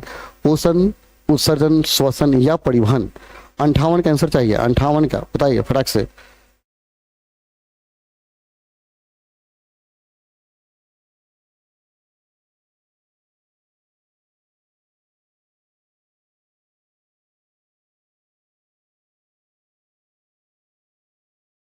ओके चलिए, आरोही सिंह, बड़े मैं भी आपके पढ़ना चाहते थे, मेरे चाचा पढ़ने नहीं दिए, बोले वह मुझगा क्या कर। चलिए, ओके आरोही सिंह, ओके। फिर कार्टून किड सी बता रहे हैं वृकक किससे संबंधित है? वृकक किससे संबंधित है आपको बताना है। तो यार जो किडनी होता है ना, मनुष्य का जो किडनी होता है, किडनी उत्सर्जन से रिलेटेड है, ठीक है। पोषण नहीं, उत्सर्जन होगा। क्या होगा आपका? 58 का क्या होगा? सी होगा, बिल्कुल सही। आप सी मारिएगा। पहले बी क्या स्थान पर लिखा है तो घबराइए नहीं। अगला, स्वपोषी पोषण के लिए आवश्यक है। स्वपोषी पोषण के लिए क्या आवश्यक है? CO2, क्लोरोफिल, सूर्य का प्रकाश या सभी? स्वपोषी पोषण के लिए क्या आवश्यक है आपको बताना है। ओके प्रिंस बाबू बताइए, राहुल कुमार, प्रिंस बाबू, कार्टून किड्स बोलिए, स्वपोषी पोषण के लिए क्या आवश्यक है? उत्तर का बताना है। स्वपोषी पोषण के लिए क्या आवश्यक है? CO2, क्लोरोफिल, सूर्य का प्रकाश या सभी? फटाक से कमेंट कीजिए, बताइए स्वपोषी पोषण के लिए क्या आवश्यक है। ओके नीरज बाबू 58 का भी बता रहे हैं। 59 में आइए नीरज, 59 में बताइए, 59 का बताइए तो फटाक से स्वपोषी पोषण के लिए क्या आवश्यक है। चलिए आप लोग लेट कर रहे हैं। डी, चलिए सभी बहुत बढ़िया, इनका सही हो, कार्टून किड्स आपका सही है, नीरज का भी सही है, 2 आदमी सही बताइए। क्योंकि स्वपोषी पोषण में CO2 चाहिए, क्लोरोफिल चाहिए और सूर्य का प्रकाश चाहिए, तो सबके सब सही है, ठीक है। नेक्स्ट, अगला, प्रकाश संश्लेषण की क्रिया में ऑक्सीजन बाहर निकलता है। प्रकाश संश्लेषण क्रिया में ऑक्सीजन बाहर निकलता है किससे? जब प्रकाश संश्लेषण होता है, ठीक है, तो उसमें ऑक्सीजन किससे बाहर आता है आपको बताना है। ऑक्सीजन किससे बाहर आता है? जल से, CO2 से, ग्लूकोज से या डिक्टियोजोम से? किससे बाहर आता है आपको बताना है। O2, जल से, CO2 से, ग्लूकोज से, किससे आता है? ओके जल्दी 60 का बताइए फटाक से। 60 कौन बता रहे हैं? 60 का बताइए। चलिए आप लोग लेट कर रहे हैं, मार देते हैं। जल से निकलता है, ठीक है। प्रकाश क्रिया में CO2 जो ऑक्सीजन है वो जल से ही बाहर आता है, ऑक्सीजन जल से बाहर निकलता है। नेक्स्ट 61 में आइए, निम्नलिखित में से कौन सा पादप हार्मोन है? इसमें कौन है जो पादप हार्मोन है? इंसुलिन, थायरॉक्सिन, एस्ट्रोजोन्स या साइटोकाइनिन? कौन पादप हार्मोन है? जल्दी। 60 के बाद प्रिंस बाबू 60 बताए थे, अनुष्का शर्मा भी बताई थी, सही है। प्रिंस का, अनुष्का का, नीरज का, सबका सही है। चलिए 61 का बताना है सर, कौन पादप हार्मोन है? कौन पादप हार्मोन है? चांदनी 60 का बता रही है, चांदनी का भी सही है, अनुष्का का भी सही था, चलिए इसमें बताइए 61 का बताइए, 61 का बताइए, 61 का ए बी ऐसे करके कमेंट कीजिए। तो कौन सा पादप हार्मोन है? इंसुलिन, थायरॉक्सिन, एस्ट्रोजन या साइटोकाइनिन? पादप हार्मोन का नाम आपको बताना है। चलिए 61 का आंसर कौन बता रहे हैं? 61 का कार्टून किड्स डी बता रहे हैं, 61 का आंसर बताना है आपको।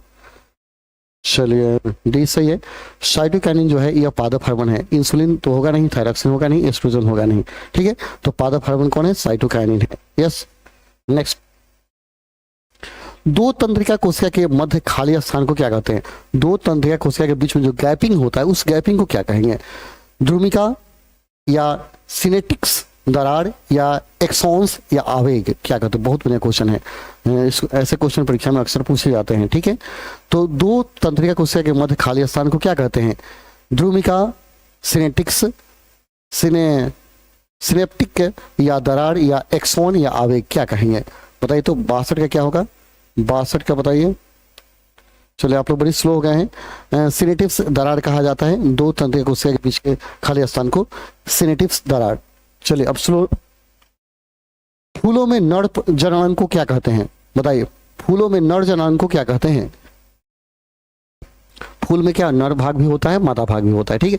तो आपको बताना है नर भाग को क्या कहते हैं, और आप कमेंट कर दीजिए मादा भाग को भी क्या कहते हैं। बोलिए। पुंकेसर, अंडप, वर्तिकाग्र या वर्तिका?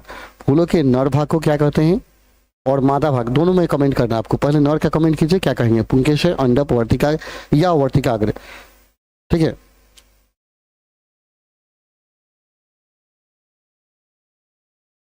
ओहो सॉरी सॉरी सॉरी, यहाँ अंकुश शर्मा को हमने अनुष्का शर्मा पढ़ दिया, कोई बात नहीं। अरे इतना बड़ा नाम रख दिया था मैंने आपका, अनुष्का। सॉरी, घबराइएगा मत, गुस्साइएगा मत, ठीक है। अंकुश जी, हम अनुष्का पढ़ रहे थे, कहाँ ध्यान है भाई? तेरा ध्यान किधर है भाई? गड़बड़ हो गया। चलिए अंकुश शर्मा है। बोलिए फूलों में नर प्रजनन अंग को क्या कहते हैं? नर भाग को क्या बोलेंगे आपको बताना है, ठीक है। मैं आपको बता दूं, अंडप मादा जनन अंग है, लेकिन नर जनन अंग पुंकेसर होता है, ठीक है। 63 का ये होगा, पुंकेसर को नर जनन अंग कहा जाता है, पुंकेसर। अगला है, द्विखंडन होता है, किस में द्विखंडन होता है? अमिया में, पैरामीशियम में या लिस्टमैनिया में या कोई नहीं? किस में द्विखंडन होता है? अमिया में, पैरामीशियम में, लिस्टमैनिया में या कोई नहीं? किस में द्विखंडन होता है? बताइए द्विखंडन किस में होता है? चलिए फटाक से अंकुश शर्मा जल्दी कमेंट कीजिए, बताइए किस में द्विखंडन होता है? अरे शामिकन जी लटपटा गया। अंकुश शर्मा जी घबराइएगा नहीं, लजाइएगा नहीं, शर्माइएगा नहीं, बताइएगा।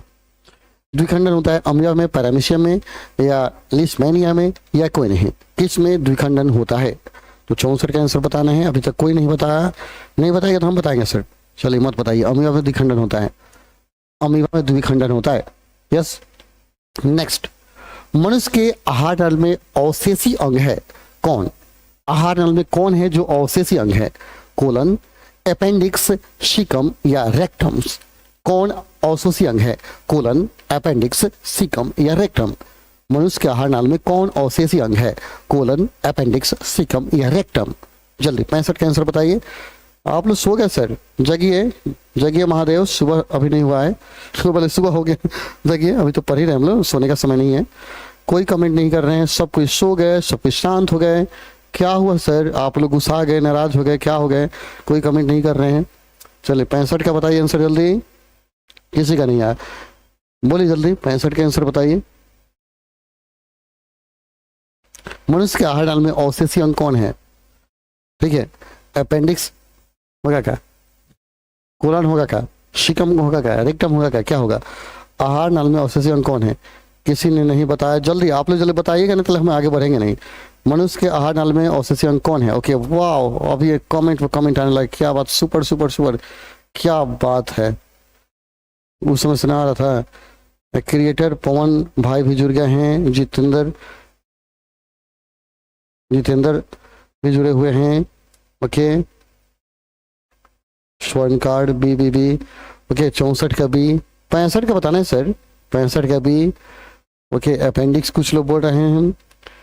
मनुष्य के आहार नाल में अवशेषी अंग है, औसेसे, औसेसे मतलब से जो औसेस जिसको नहीं रहना चाहिए लेकिन बिना मतलब का है, वो कौन सा चीज है आपके शरीर में जो भीतर है बिना मतलब का है, काट के निकाल देना चाहिए, ठीक है, बड़ी प्रॉब्लम करता है, वो अपेंडिक्स है, अपेंडिक्स है, ठीक है, ये बढ़ जाता है, दौरा दौरा होके लगेगा तो बाद में काट के निकाल जाला। प्रदीप भी जुड़ गए, मिश मायो क्लासेस, ओके, क्रिएटर पवन भाई, okay, Ankush Sharma ji, okay, creator पवन जी, ओके, प्रदीप कुमार, चांदनी कुमार जी, बहुत बने। अगला, निम्नलिखित में से किसे आप उपभोक्ता की श्रेणी में रखेंगे? इसमें कौन है जिसको उपभोक्ता कहेंगे? उपभोक्ता, उपभोक्ता, हरे पौधे, नील हरित शैवाल, जंगली जानवर, फूल और पत्ता, किसको उपभोक्ता की श्रेणी में रखेंगे? उपभोक्ता, कस्टमर, कस्टमर, ठीक है, उत्पादक नहीं, उपभोक्ता की श्रेणी में रखेंगे किसे? हरे पौधे, नील हरित शैवाल, जंगली जानवर, फूल और पत्ता। फटाक से कमेंट कीजिए, फटाक से कमेंट कीजिए, किसे आप उपभोक्ता की श्रेणी में रखेंगे? 66 का कमेंट करना है। किसे आप उपभोक्ता की श्रेणी में रखेंगे? हरे पौधे, नील हरित शैवाल, जंगली जानवर, ये फूल और पत्ता, किसको उपभोक्ता की श्रेणी में रखा जाएगा? तो 66 का कमेंट करना, आपको बताना है जल्दी। देखिए, हरे पेड़ पौधे को क्या कहते हैं? उत्पादक कहते हैं, उत्पादक, ठीक है।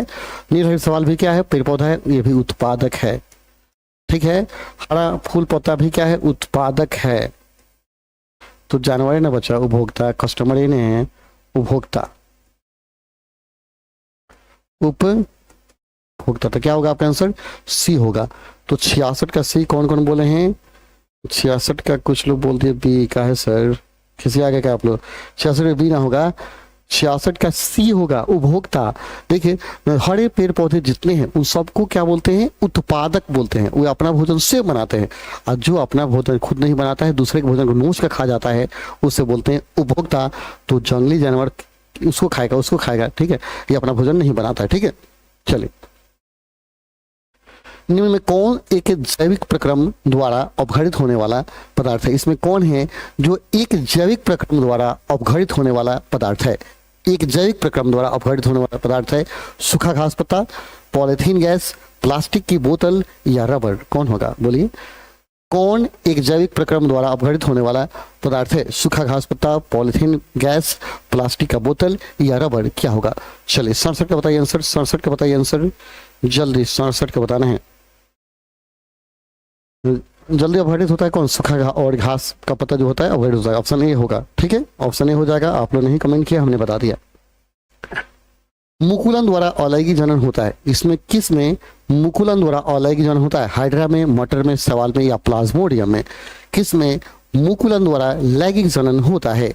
हाइड्रा में, मटर में, शैवाल में या प्लाज्मोडियम में? जल्दी फटाक से कमेंट कीजिए। ओके, अंकुश शर्मा ये बता रहे हैं, बिंदु कुमारी ठाकुर एस बता रही है, ओके, कार्टून पवन भाई, क्रिएटर पवन भाई तो ये बता रहे हैं। चलिए, मुकुलन द्वारा अलैंगिक जनन किस में होता है? कुछ लोग ये बता रहे हैं, प्रिंस बाबू 67 68 बताइए, प्रिंस 68 में आइए।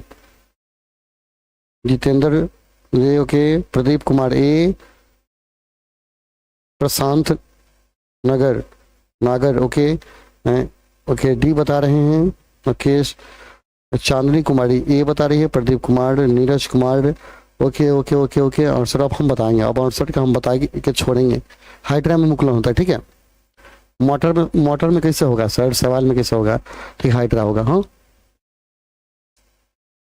आगे आइए। स्त्री केसर के आधारीय भाग को क्या कहते हैं? स्त्री केसर के आधारीय भाग को क्या कहेंगे? वर्तिका, अंडाशय, वर्तिका अग्र या पुष्पासन? स्त्री केसर के आधारीय भाग को क्या कहते हैं? वर्तिका, अंडाशय, वर्तिका अग्र या पुष्पासन? क्या कहते हैं बताइए? 69 का बताइए फटाक से। बिंदु राज, राहुल कुमार राज, बिंदु कुमारी ठाकुर, आप लोग ये बता रहे हैं, ओके, कुछ लोग ये बता रहे हैं, ठीक है। 69 का आंसर बताना है सर, 69 का बताइए फटाक से। 69 का बताइए, 69 का बताना है। वर्तिका, अंडाशय, वर्तिका अग्र या पुष्पासन? क्या होगा? 69 का बताना है सर। चलिए, 69 का कुछ नहीं बताया तो बता दें, अंडाशय कहते हैं आधारीय भाग को, जो स्त्री केसर होता है आधारीय भाग को अंडाशय कहते हैं, ठीक है, अंडाशय। नेक्स्ट, पराकुश में होता है, पराकुश में क्या रहेगा? बादल, अंडाशय, अंडप या परागकण। पराकुश में क्या होता है? बादल, अंडाशय, अंडप या परागकण। पराकुश में क्या पाया जाता है आपको ये बताना है। बादल, अंडाशय या अंडप। जल्दी फटाक से बताइए। तो 70 का आंसर बताना है। 69 का सी कुछ लोग बता रहे थे, प्रदीप कुमार बता रहे हैं। ओके, प्रशांत नागर। ओके, क्रिएटर पवन भाई। 70 का आंसर बताइए। Miss Mayu classes, Mayu classes.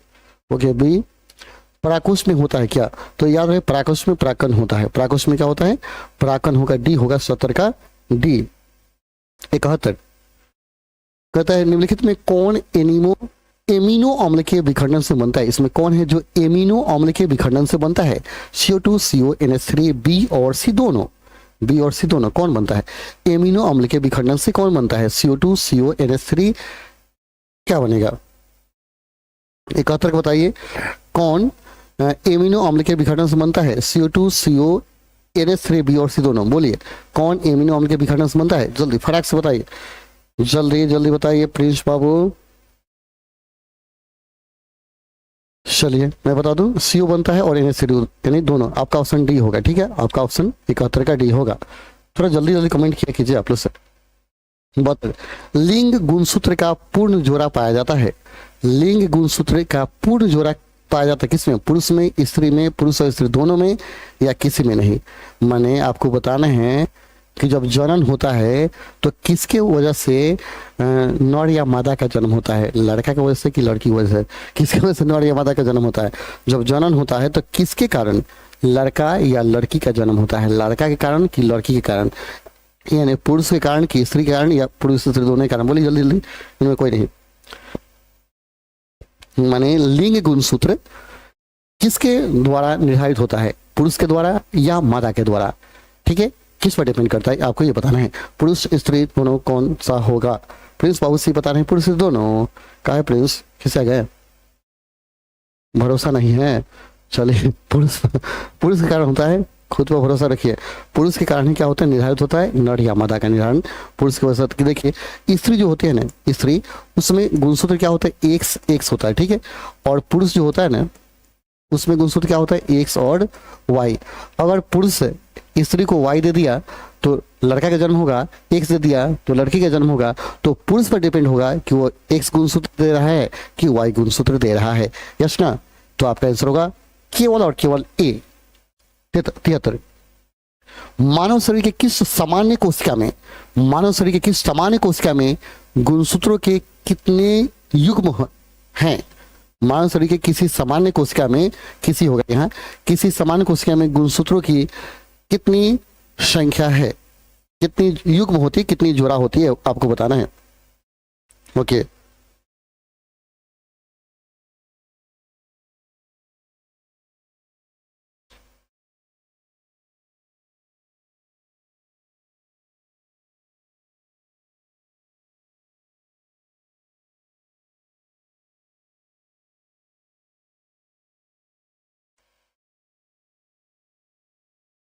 Okay, चलिए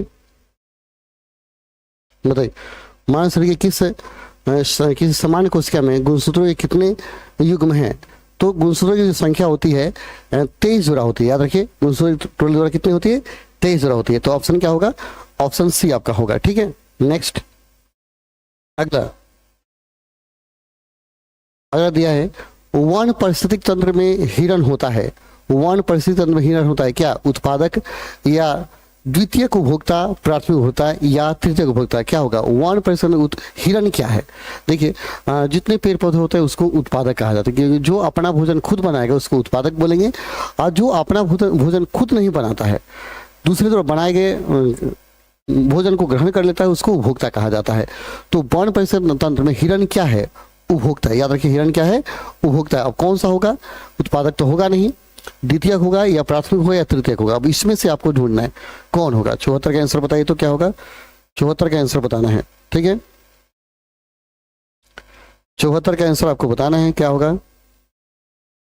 चलिए आपको बता दें यह द्वितीयक उपभोक्ता है। ठीक है, जो वन पारिस्थितिक तंत्र में हिरण जो है यह द्वितीयक उपभोक्ता है। यस ना? पुष्प का कौन सा भाग फल बनाता है? पुष्प का कौन सा भाग फल बनाता है? परागकोश, वर्तिकाग्र, वर्तिका या अंडाशय? पुष्प का कौन सा भाग फल बनाता है? परागकोश, वर्तिकाग्र या वर्तिका या अंडाशय? कौन सा भाग फल बनाता है? बताइए कौन सा भाग फल बनाता है? अंकुश शर्मा सी बता रहे हैं, बिंदु कुमारी सी, प्रिंस बाबू ओके। चलिए आगे बताइए, पुष्प कौन सा भाग फल बनाता है? आपको बताना है परागकोश, वर्तिकाग्र, वर्तिका या अंडाशय? जल्दी 75 का बताइए फटाक से, 75 का बताना है। चलिए अंडाशय से क्या होता है? फल बनता है, अंडाशय से फल बनता है। नेक्स्ट, पादप में जाइलम उत्तरदायी है। पादप में जाइलम किस लिए उत्तरदायी है आपको बताना है, ठीक है। चलिए, जल का वहन करता है, भोजन का वाषण करता है, अमीनो अम्ल का वहन करता है या ऑक्सीजन का वहन करता है? पादप में जाइलम किसके लिए उत्तरदायी है आपको बताना है। 76 का बताना है सर, 76 का बताइए, 76 का बताइए। नीरज कुमार, प्रदीप कुमार, प्रिंस बाबू जल्दी बताइए, 76 का आंसर आपको बताना है। चलिए मैं बता दूं, जल का वहन करता है। जाइलम क्या करता है? जाइलम पेड़ पौधों के जड़ों में पाया जाता है। देखिए याद रखिए, पेड़ पौधों में जाइलम और फ्लोएम दो जटिल तक पाया जाता है, जिसमें जाइलम क्या करता है? जड़ से जल को पौधों के पूरे पत्तियों तक पहुंचाने का काम करता है, और जब पत्तियों में भोजन बन जाता है तो उस भोजन को फ्लोएम पूरे फ्लो करता है पूरे शरीर में, ठीक है।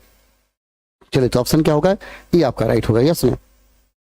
नेक्स्ट, निम्नलिखित में से कौन उत्पादक है? इसमें कौन है जो उत्पादक है? सर्प, मेढक, ग्रास होपर या घास? तो याद रहे, उत्पादक किसको बोलते हैं? घास को बोलते हैं, ठीक है।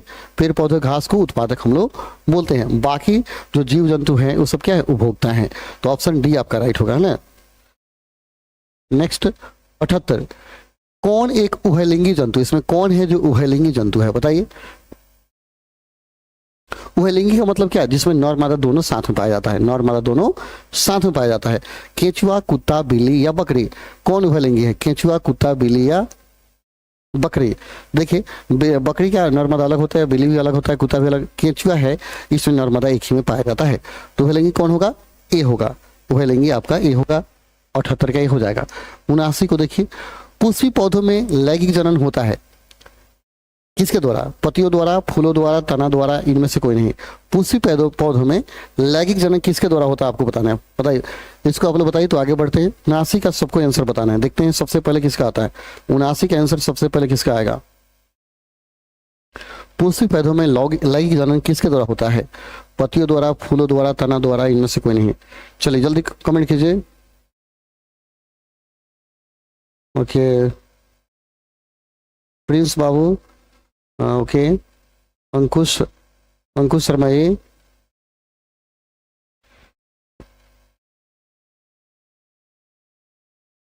चलिए 76 का ए बता रहे हैं। आपको बताना है 79 का बताना है सर। 79 का बताइए, 79 का बताइए फटाक से जल्दी। 79 का बताइए। 79 का ओके, 79 का बी बता रहे हैं, बहुत बढ़िया। कौन कौन बता दिए? अंकुश शर्मा बता रहे हैं, प्रिंस बाबू बता रहे हैं, प्रदीप बता रहे हैं, अंकुश शर्मा, बिंदु कुमारी बता रही है। चलिए फूलों द्वारा ही होता है, बहुत बढ़िया, सुपर बताया। पुष्पी पौधों में लैंगिक जनन जो है फूलों के द्वारा ही होता है, बहुत बढ़िया, सुपर। लास्ट क्वेश्चन आपका है 80 नंबर, ठीक है। 80 क्वेश्चन ही आपके परीक्षा में पूछा जाता है, जिसमें आधा आपको बनाना होता है। तो मैंने 80 क्वेश्चन लिया है, कल भी हम लोग 80 क्वेश्चन देखेंगे, ठीक है। कल सोशल साइंस को देखेंगे। कौन उत्सर्जी अंग है? इसमें कौन उत्सर्जी अंग है? वृक्क, आंख, अग्न्याशय? इनमें से कोई नहीं। कौन उत्सर्जी अंग है फटाक से बताइए तो। 80 का बताइए। चलिए मैं बता दूं, 80 का ये है उत्सर्जी अंग, ठीक है। उत्सर्जी अंग क्या होगा? ये होगा उत्सर्जी अंग, ठीक है। तो मैं आपको बता दूं दोस्तों कि जब भी आप कहीं जुड़ें, ठीक है, कहीं पढ़ें तो थोड़ा सा याद रखें कि हम लोग पढ़ रहे हैं, और पढ़ते समय थोड़ी सी बातों को ध्यान रखनी है कि हमको कमेंट कैसे करना है, क्या करना है, सारे बातों पर ध्यान देने की जरूरत है। मैं आपको एक चीज बता दूं कि पढ़ाई वो चीज है जो तभी मिलती है जब आपके अंदर शालीनता होती है। अगर आपके अंदर शालीनता नहीं होगी तो आपको पढ़ाई मिलने वाली नहीं है। तो सबसे पहले खुद को क्या करना है? शालीन बनाना है, बेटर बनाना है, और अपने आप पर वर्क करना है। खुद पर वर्क कीजिएगा तभी का होगा, पढ़ने में मजा आएगा, पढ़ाने वाले को भी मजा आएगा, ठीक है। प्लस अच्छा, आपको यदि कोई यूट्यूब पढ़ाता है, फ्री में पढ़ाता है, तो आप क्या देते हैं? कुछ नहीं देते हैं, बस आपका स्नेह, प्यार, दुलार उसको चाहिए और कुछ नहीं चाहिए। बस प्यार से उसके साथ पढ़ते रहिए, दुलार से पढ़ते रहिए और मस्ती से वो पढ़ाता है, ठीक है। तो अगर कोई व्यक्ति आपको फ्री में कुछ समय देता है तो आपको फ्री में कुछ अच्छे से कमेंट करने की जरूरत है, प्यार से रहना है, अच्छे से उस वीडियो को शेयर करना है, बच्चों को बताना है। अगर अच्छा से जुड़े रहे तो मैं वादा करता हूँ कि आपको कुछ ऐसा मैं दूंगा, ऐसा चीज़ बताऊंगा जो आपको कहीं और नहीं मिलेगा। तो साइंस में बहुत सारी ऐसी बातें हैं जो आपको सीखने की जरूरत है और समझने की जरूरत है। दोस्तों मैं बता दूं कि आप प्रज्ञा एजुकेशन ऐप डाउनलोड कर लेंगे प्ले स्टोर से, प्रज्ञा एजुकेशन ऐप, और वहां से आपको नोट्स मिल जाएगा, ठीक है। वहां से आपको नोट्स मिल जाएगा। इस वर्ष